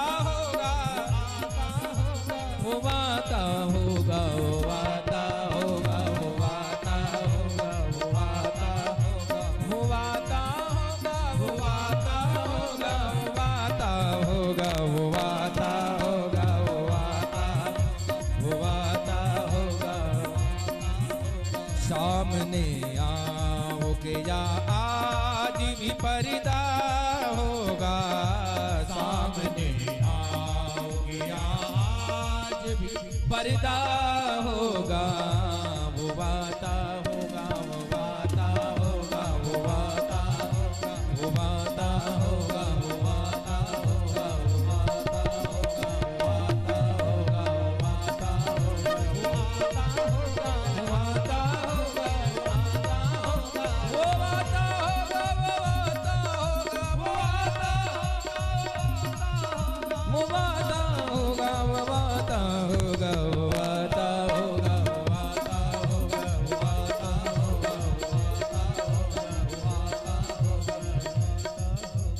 वो आता होगा। बोले वृंदावन बिहारी लाल की। अगर ये विश्वास है कि वो आता होगा तो 10 मिनट का समय आप लोग से और लेंगे, उसके बाद सुंदर भगवान की पावन आरती। आज एक ऐसे ब्राह्मण की कथा है जो खुद को तो जानते हैं, आत्मदेव, आत्म जाना तस्य आत्मदेव। जो खुद को जान ले वही आत्मदेव। आत्मदेव का घर है तुंगभद्रा नदी के तट पर। उनकी एक पत्नी है जिसका नाम है धुंधली। धुंधली को जानते हैं? कहां रहती है? जानते हैं आप लोग धुंधली कहां रहती है? आपके मन में रहती है धुंधली। धुंध स्पष्ट ना होना, कोई भी चीज स्पष्ट ना हो, यही धुंध है, यही धुंधली है। आज आत्मदेव की पत्नी का नाम है धुंधली। आत्मदेव जितने ही ज्ञानी हैं, धुंधली उतनी ही संशय में जीवन जीने वाली है। जथा नाम ने तथा गुणो, संगत से गुण होता है, संगत से गुण जाए। आत्मदेव ज्ञानी, उनकी पत्नी संशय में जीने वाली, लेकिन आत्मदेव का जीवन बहुत संकट में बीत रहा है। क्यों? क्योंकि समाज है ना, बहुत विडंबना है भैया। अगर हमारे घर की बेटी या हमारी बहू को बच्चा ना हो तो हम एक भी देव स्थान, पीर, फकीर, बाबा, नीम, हकीम को नहीं बाकी लगाएंगे। लेकिन अगर यही समस्या कहीं पड़ोस वाले घर में चली जाए तो उसका मुंह भी देखना पाप समझने लगते हैं। ये दोष उस कन्या का नहीं है,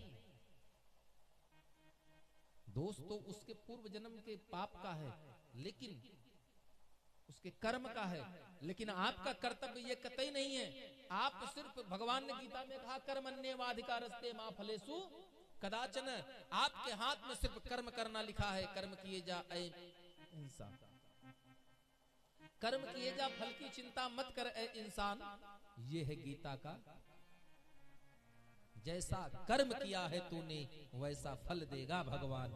ये है गीता का। आज हम लोग वही काम करते हैं।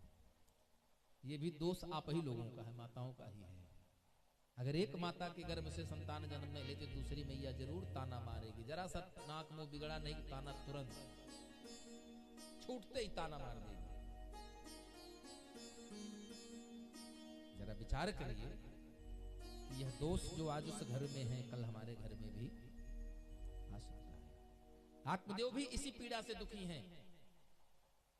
आत्मदेव दुखी होकर के क्यों दुखी हैं? क्योंकि समाज में आत्मदेव अगर इस मार्ग से सीधे जा रहे होंगे तो सामने से अगर गांव वाला कोई आता था तो अपना रास्ता बदल देता था। हो कि सुबह सुबह इनका कहां से मुंह देख लिया, निर्वंश है, पाप लग गया। आत्मदेव आत्महत्या करने चले गए, और जब आत्महत्या करने आत्मदेव जी गए तो वहां उनको एक महात्मा का दर्शन हुआ।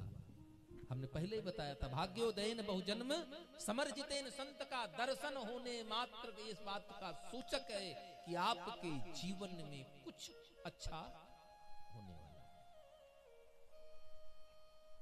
आपके जीवन से पाप कष्ट कटने वाले हैं। आत्मदेव आत्महत्या करने जा रहे हैं, संत मिले, संत ने रोका, भैया इस धरती का सबसे बड़ा पाप होता है आत्मघात करना, अपने साथ घात करना, यानी कि भगवान के साथ घात करना, और आप ऐसा कर्म क्यों कर रहे हैं?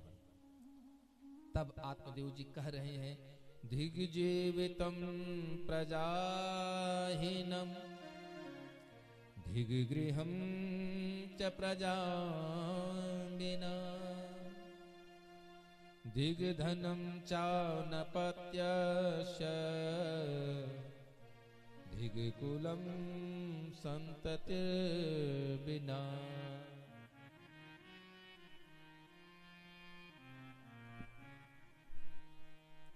आत्मदेव कहते हैं, प्रभु संतानहीन घर में, जिस घर में संतान ना हो उस घर को दोष लगता है, उसको नष्ट हो जाना चाहिए। उस घर की संपत्ति को नष्ट हो जाना चाहिए जिस संपत्ति को भोगने वाला कोई ना हो। उस परिवार को विध्वंस हो जाना चाहिए। उस कुल को धिक्कार है जिस कुल में वो आगे वाला वंश ना हो, आगे आने वाली पीढ़ी ना हो। आत्मदेव यही कह करके मरना चाहते हैं, लेकिन वो संत महात्मा बार बार समझाते हैं कि प्रभु आत्महत्या करना बड़ा दुख है, बहुत बड़ा पाप है। और इतना ही नहीं, आपने, आपके चेहरे से तो लग रहा है कि आप ज्ञानी हैं, आप ज्ञानवान होकर के इतना बड़ा पाप करने जा रहे हैं, प्रभु ये शोभायमान नहीं है। आत्मदेव रोने लगे, बोले महाराज ये छोटी बात नहीं है। अरे आप मुझे कह रहे हैं, इतना नहीं, मैं ने मेरे घर पर एक गाय को पाल लिया महाराज, उस गाय ने भी संतान को जन्म नहीं दिया। इतना नहीं, मैंने एक वृक्ष लगाया, उस वृक्ष में फल नहीं आता, मेरे हाथ से कोई भिक्षुक भिखारी मेरे गांव का मेरे हाथ से दान लेना नहीं पसंद करता। यहां तक कि साल के 12 महीने में 15 दिन जो पितृपक्ष के आते हैं, उन दिनों में मैं अपने पितरों को जब तर्पण देता हूं तो उस तर्पण का कुछ भाग लेकर के पितृ भी असंतुष्ट ही मुझसे रहा करते हैं।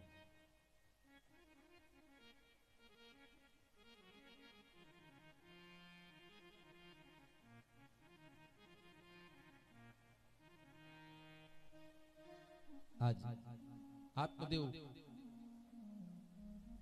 समझा रहे हैं, अपना विपत्ति कह रहे हैं, लेकिन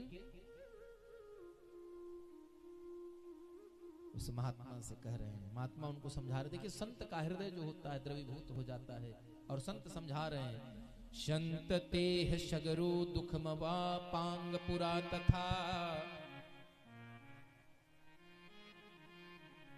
संत तेह सगरो दुखमवा पांग पुरा तथा, रे मुंचादय कुटुंबांसा सन्यासे सर्वथा सुखम।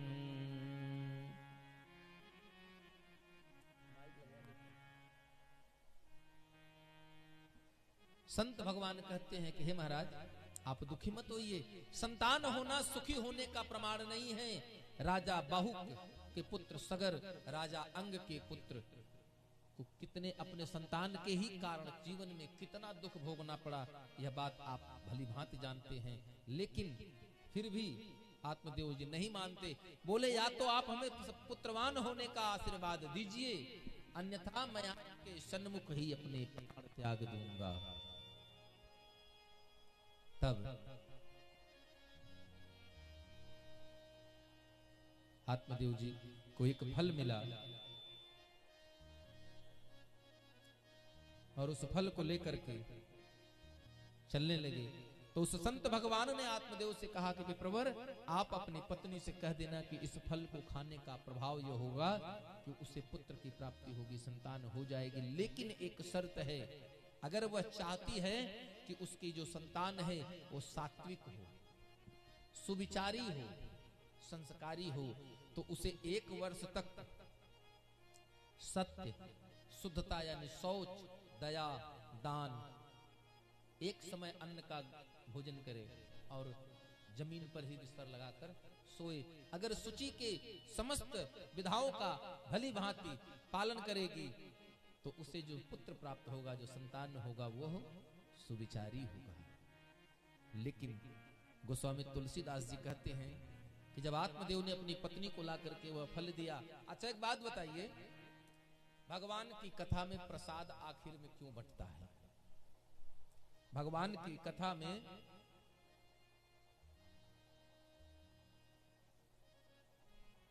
प्रसाद आखिर में क्यों बंटता है?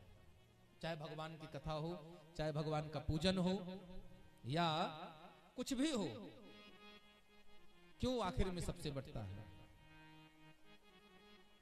कभी सोचा इस बात पे? अरे महाराज, फल कब मिलता है? पेड़ लगाने के बाद। जब आप पूजा में बैठेंगे, सत्संग में आएंगे, तो सत्संग का कुछ तो फल मिलेगा आपको, और वही फल स्वरूप प्रसाद आपको दिया जाता है, जो हमारे कर्ण प्रदेश से होकर के भगवान की कथा हमारे अंतर मन हृदय तक को पवित्र करती है। लेकिन प्रसाद जो मिलता है वो हमारे कंठ से होकर उदर तक जाता है और रस में विभाजित होकर हमारे संपूर्ण अंग प्रत्यंग को शुद्ध और सात्विक बनाता है। बोलिए राधे। लेकिन आत्मदेव की पत्नी ने नहीं खाया महाराज। क्यों नहीं खाया? क्योंकि गोस्वामी तुलसीदास जी कहते हैं, माताएं नाराज नहीं हुईएगा, बुरा मत मानिएगा हमारी बात का, स्त्रियों के अंदर 8 अवगुण सदा सदा के लिए रहते हैं। 8 अवगुण आपके अंदर जन्मजात होते हैं, जन्म सुलभ गुण है स्त्रियों के। और कौन कौन है वो भी आप जान लीजिए। नारे सुभाहु सत्य सब कहीं, नारे सुभाहु सत्य सब कहीं, हो नारी सुभाहु सत्य सब कहीं, नारी सुभाहु सत्य सब कहीं, अवगुण आठ सदा पूर रही, अवगुण आठ सदा पूर। कौन कौन? साहस अनृत चपलता माया, साहस अनृत चपलता माया, भज अविवेक असोच अदाया, भज अविवेक असोच अदाया, असोच अदाया, असोच अदाया।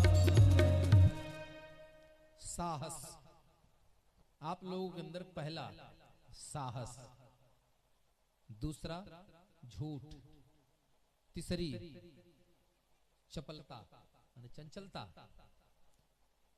चौथी भय डर, पांचवा अज्ञान, छठा सातवां अपवित्रता और आठवां जो है वो है क्रूरता। आपके अंदर क्रूरता भी कूट, जितने ममता है उतने कूट कूट कर क्रूरता भरी है। ये हम नहीं कह रहे हैं, नहीं नहीं, साहस, झूठ, चपलता, माया, भय, अज्ञान, असौच, अदाया।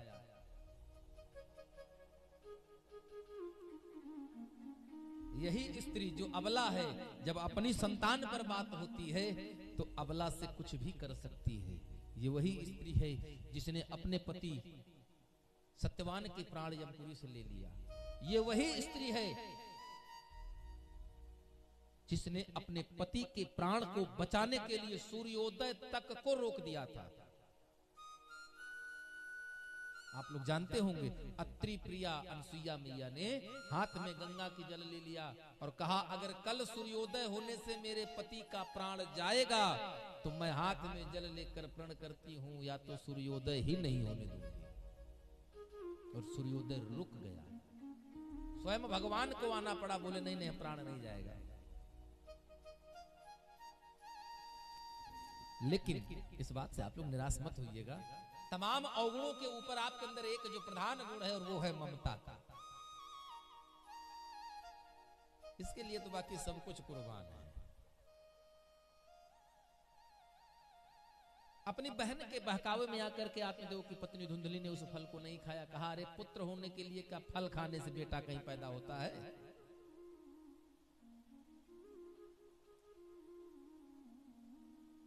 खाए पहिने फलन पे कहीं पुत्र, मतलब फल खाने से कहीं बेटा पैदा होता है? बोले नहीं, अरे संत का आशीर्वाद है, प्रसाद है। बोले ठीक है, तुम्हारे दरवाजे पर एक गाय बधी है, बूढ़ी हो चली, उसने भी कभी बच्चा जन्म नहीं दिया है, चलो इसी को उसी को खिला दो, और तुमको मैं अपना जो गर्भ मेरे पेट में है ये जन्म लेगी, मैं तुम्हें अपना दे दूंगी। अभी भी वो नहीं मान रही है, लेकिन उसको इतना भय दिखाया। कैसे? जैसे मंथरा ने कैकेयी को भ्रमित किया, कहे सी कथा सत सवत कर, सैकड़ों सवत वाली कथा सुना डाली। ये फलाने सौत देखो कितना सताई है, बता रही है। अरे बहन तुमको नहीं पता है, अभी तो इतनी सुंदर तुम्हारी शरीर है ना, जब गर्भ धारण हो जाएगा, संतान जन्म दोगी तो तुम्हारे शरीर की जो सुंदरता है वो खराब हो जाएगी। तुम समझ नहीं रही हो। अरे संतान जन्म देने में बहुत पीड़ा होती है, बड़ी तकलीफ होती है।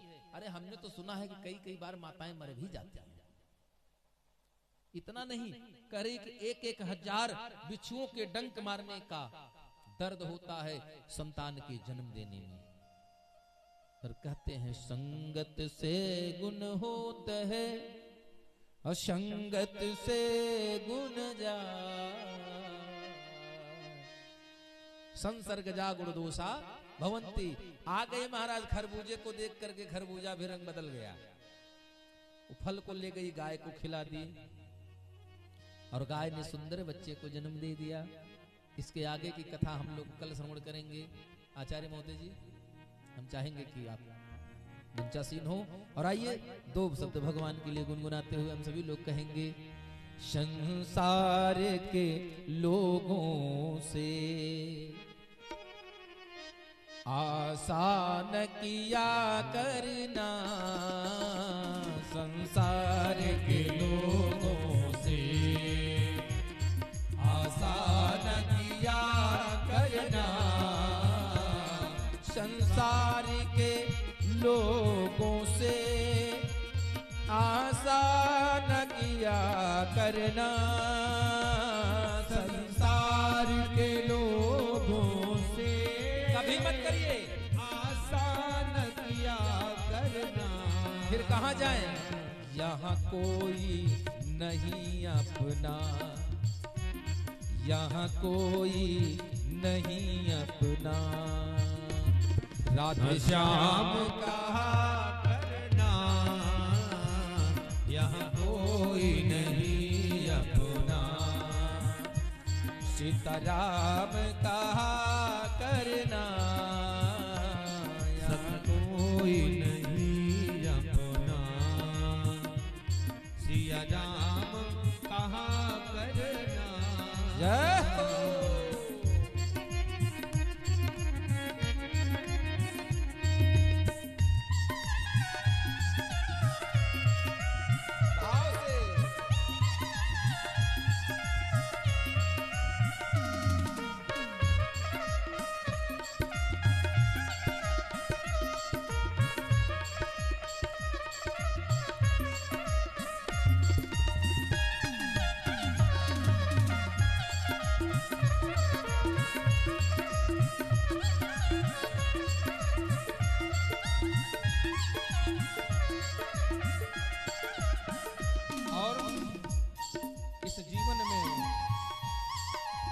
इस जीवन में अगर हम सभी लोग भगवान के पास ही रहे तो जीवन में संकट नहीं होगा। क्यों?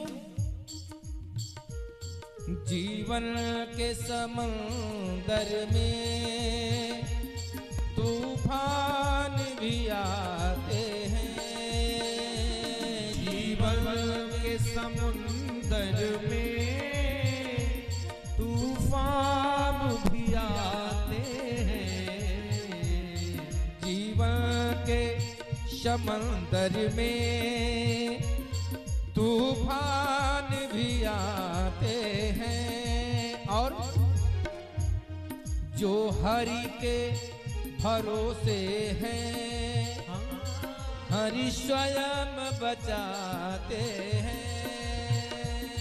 जो हरि की शरण में है हरि स्वयं बचाते हैं। इसलिए प्रभु आप ही आएंगे, प्रभु स्वयं ही आएंगे। तुम याद किया करना, प्रभु स्वयं भी आएंगे। प्रभु याद किया करना, यहाँ कोई नहीं अपना, राधे श्याम कहा करना। कोई नहीं अपना।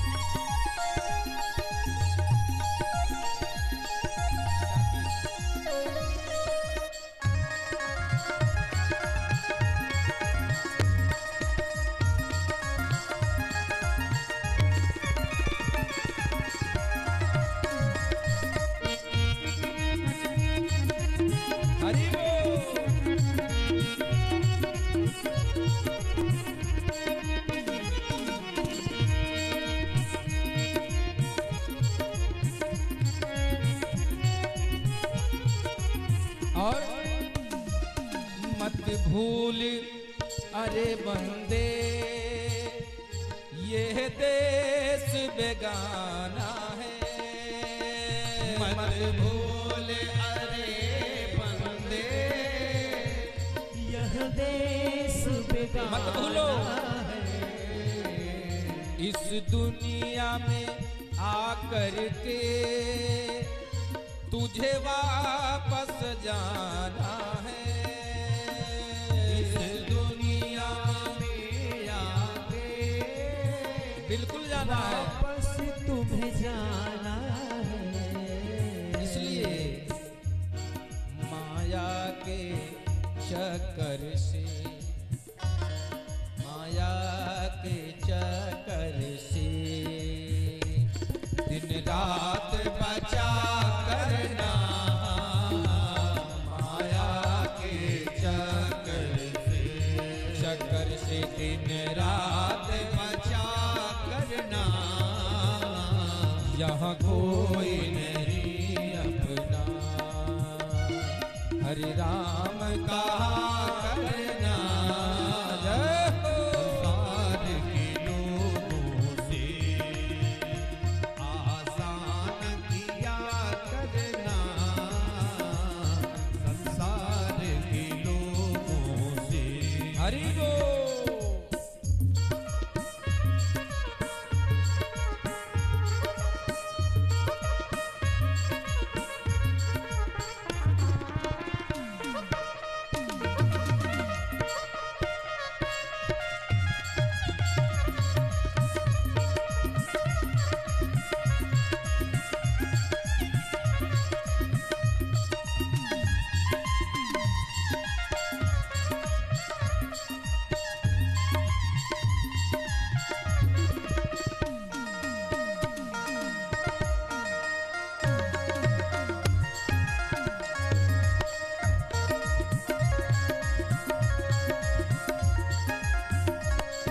और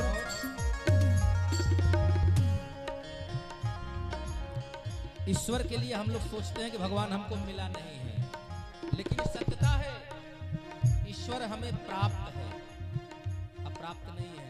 हम ईश्वर से दूर नहीं है, ना ईश्वर हमसे दूर है। जरूरत है तो उसको देखने की, महसूस करने की। बड़ा सुंदर सा भाव है। तुम सोच अरे बंदे हरि तुझसे दूर नहीं। तुम सोच अरे बंदे प्रभु तुमसे दूर नहीं। जरा सोच ले वो बंदे प्रभु तुमसे दूर नहीं। जरा सोच ले वो बंदे प्रभु तुमसे दूर नहीं। और कोई कष्ट हो जीवन में प्रभु को मंजूर नहीं। कोई कष्ट हो जीवन में प्रभु को मंजूर नहीं। भगवान की आदत है, भगवान की आदत है पे दया करना। भगवान की आदत है भक्तों पे दया करना। दया करना। भगवान की आदत है, आदत है, आदत है भक्तों पे दया करना। भगवान की आदत है भक्तों पे दया करना। भगवान की आदत है भक्तों पे दया करना। इसलिए भजन की आखिरी पंक्ति और सुंदर सुंदर ताली बजाते हुए भजन के साथ कहेंगे, यहाँ कोई नहीं अपना, यहाँ कोई नहीं अपना। क्या करना है? सीताराम कहा करना, यहाँ कोई नहीं अपना। सीताराम कहा करना, ओ यहाँ कोई नहीं अपना। राधे श्याम कहा करना, संसार के लोगों से आसान किया करना, आसान किया करना, आसान किया करना। यहाँ कोई नहीं अपना। फिर सीताराम कहा करना। बोले वृंदावन बिहारी लाल की जय। दोनों हाथ उठाकर भाव से बोलिए वृंदावन बिहारी लाल की जय। बोलिए श्याम रे सरकार की जय। जय जय श्री राधे, जय जय श्री राधे श्याम।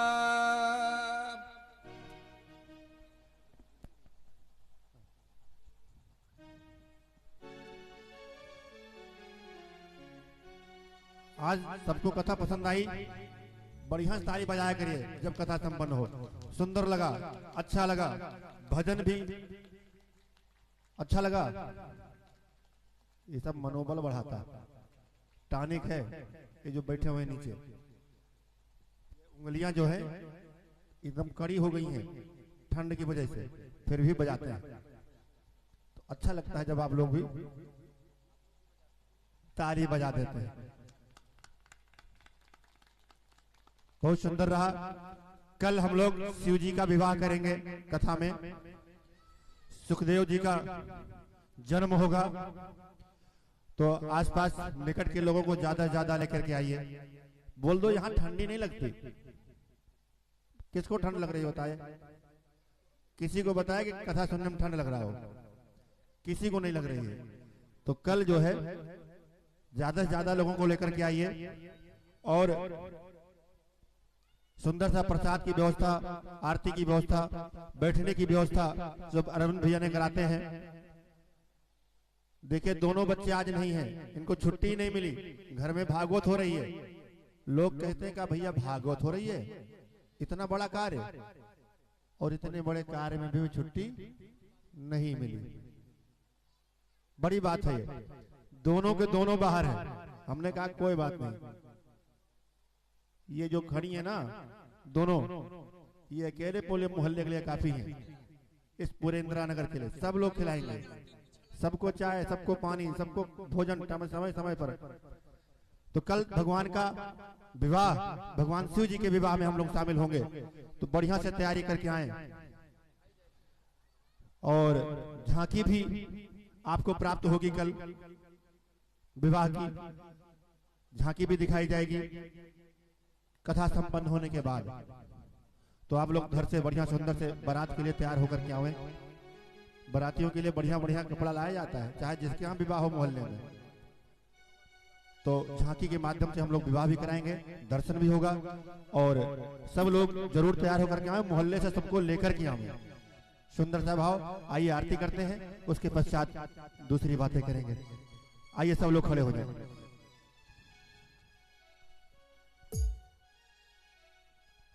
आरती दीजिए महाराज जी, आपको आरती दीजिए। ओम हरि ओम चंद्रमा मनसो जातकझो सूर्यो अजायतः श्रोताद वायुष प्राणस्य मुखादग्निरजायतः।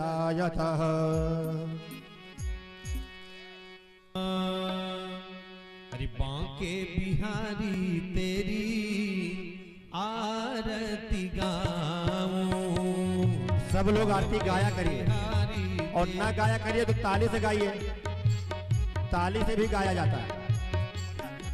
बिहारी तेरी आरती गाऊं, बाके बिहारी तेरी आरती गाऊं, आरती गाऊं प्यारे तुमको मनाऊं, आरती गाऊं प्यारे तुमको मनाऊं, हे गिरधर तेरी आरती गाऊं, हे गिरधर तेरी आरती गाऊं, माँ के बिहारी तेरी आरती गाऊं, आरती गाऊं प्यारे आरती गाऊं, मोर मुकुट तेरे शीश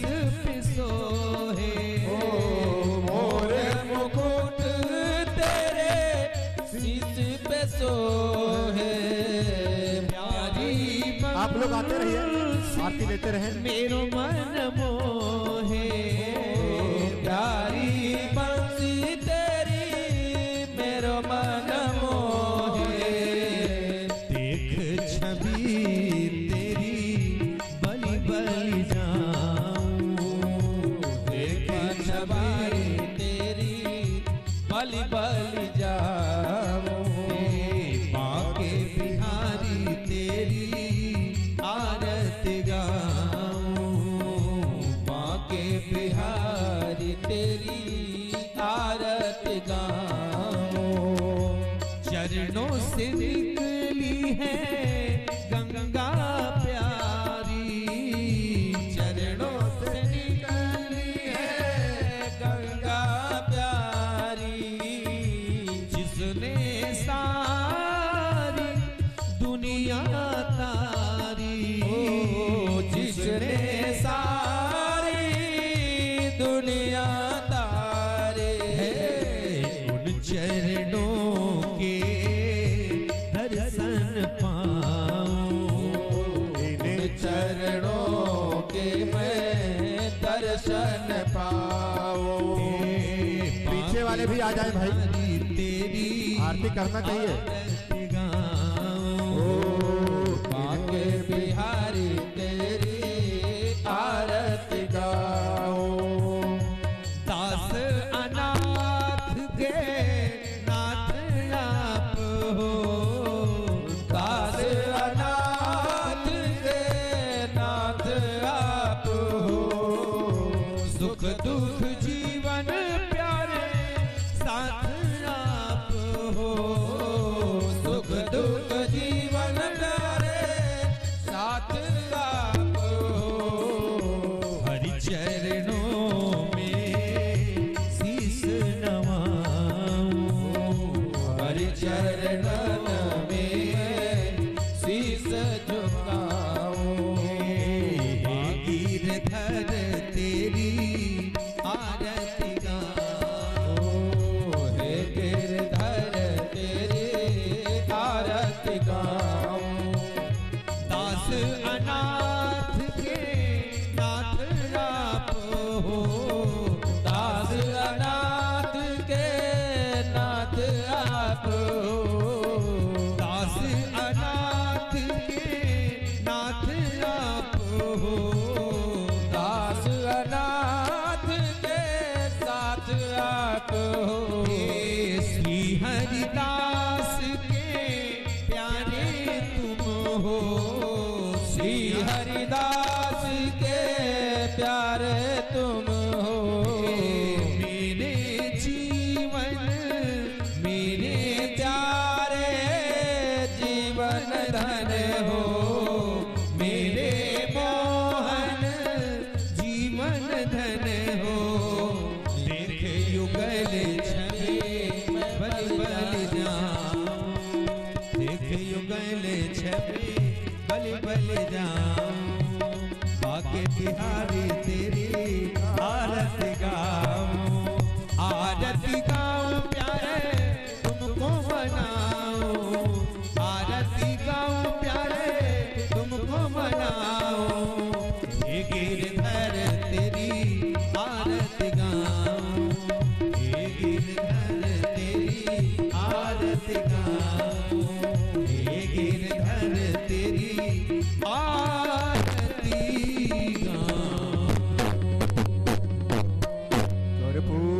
कर्पूरं करुणावतारं संसारसारं भुजगेन्द्रहारं सदा वसन्तं हृदयारविन्दे भवं भवानी सहितं नमामि।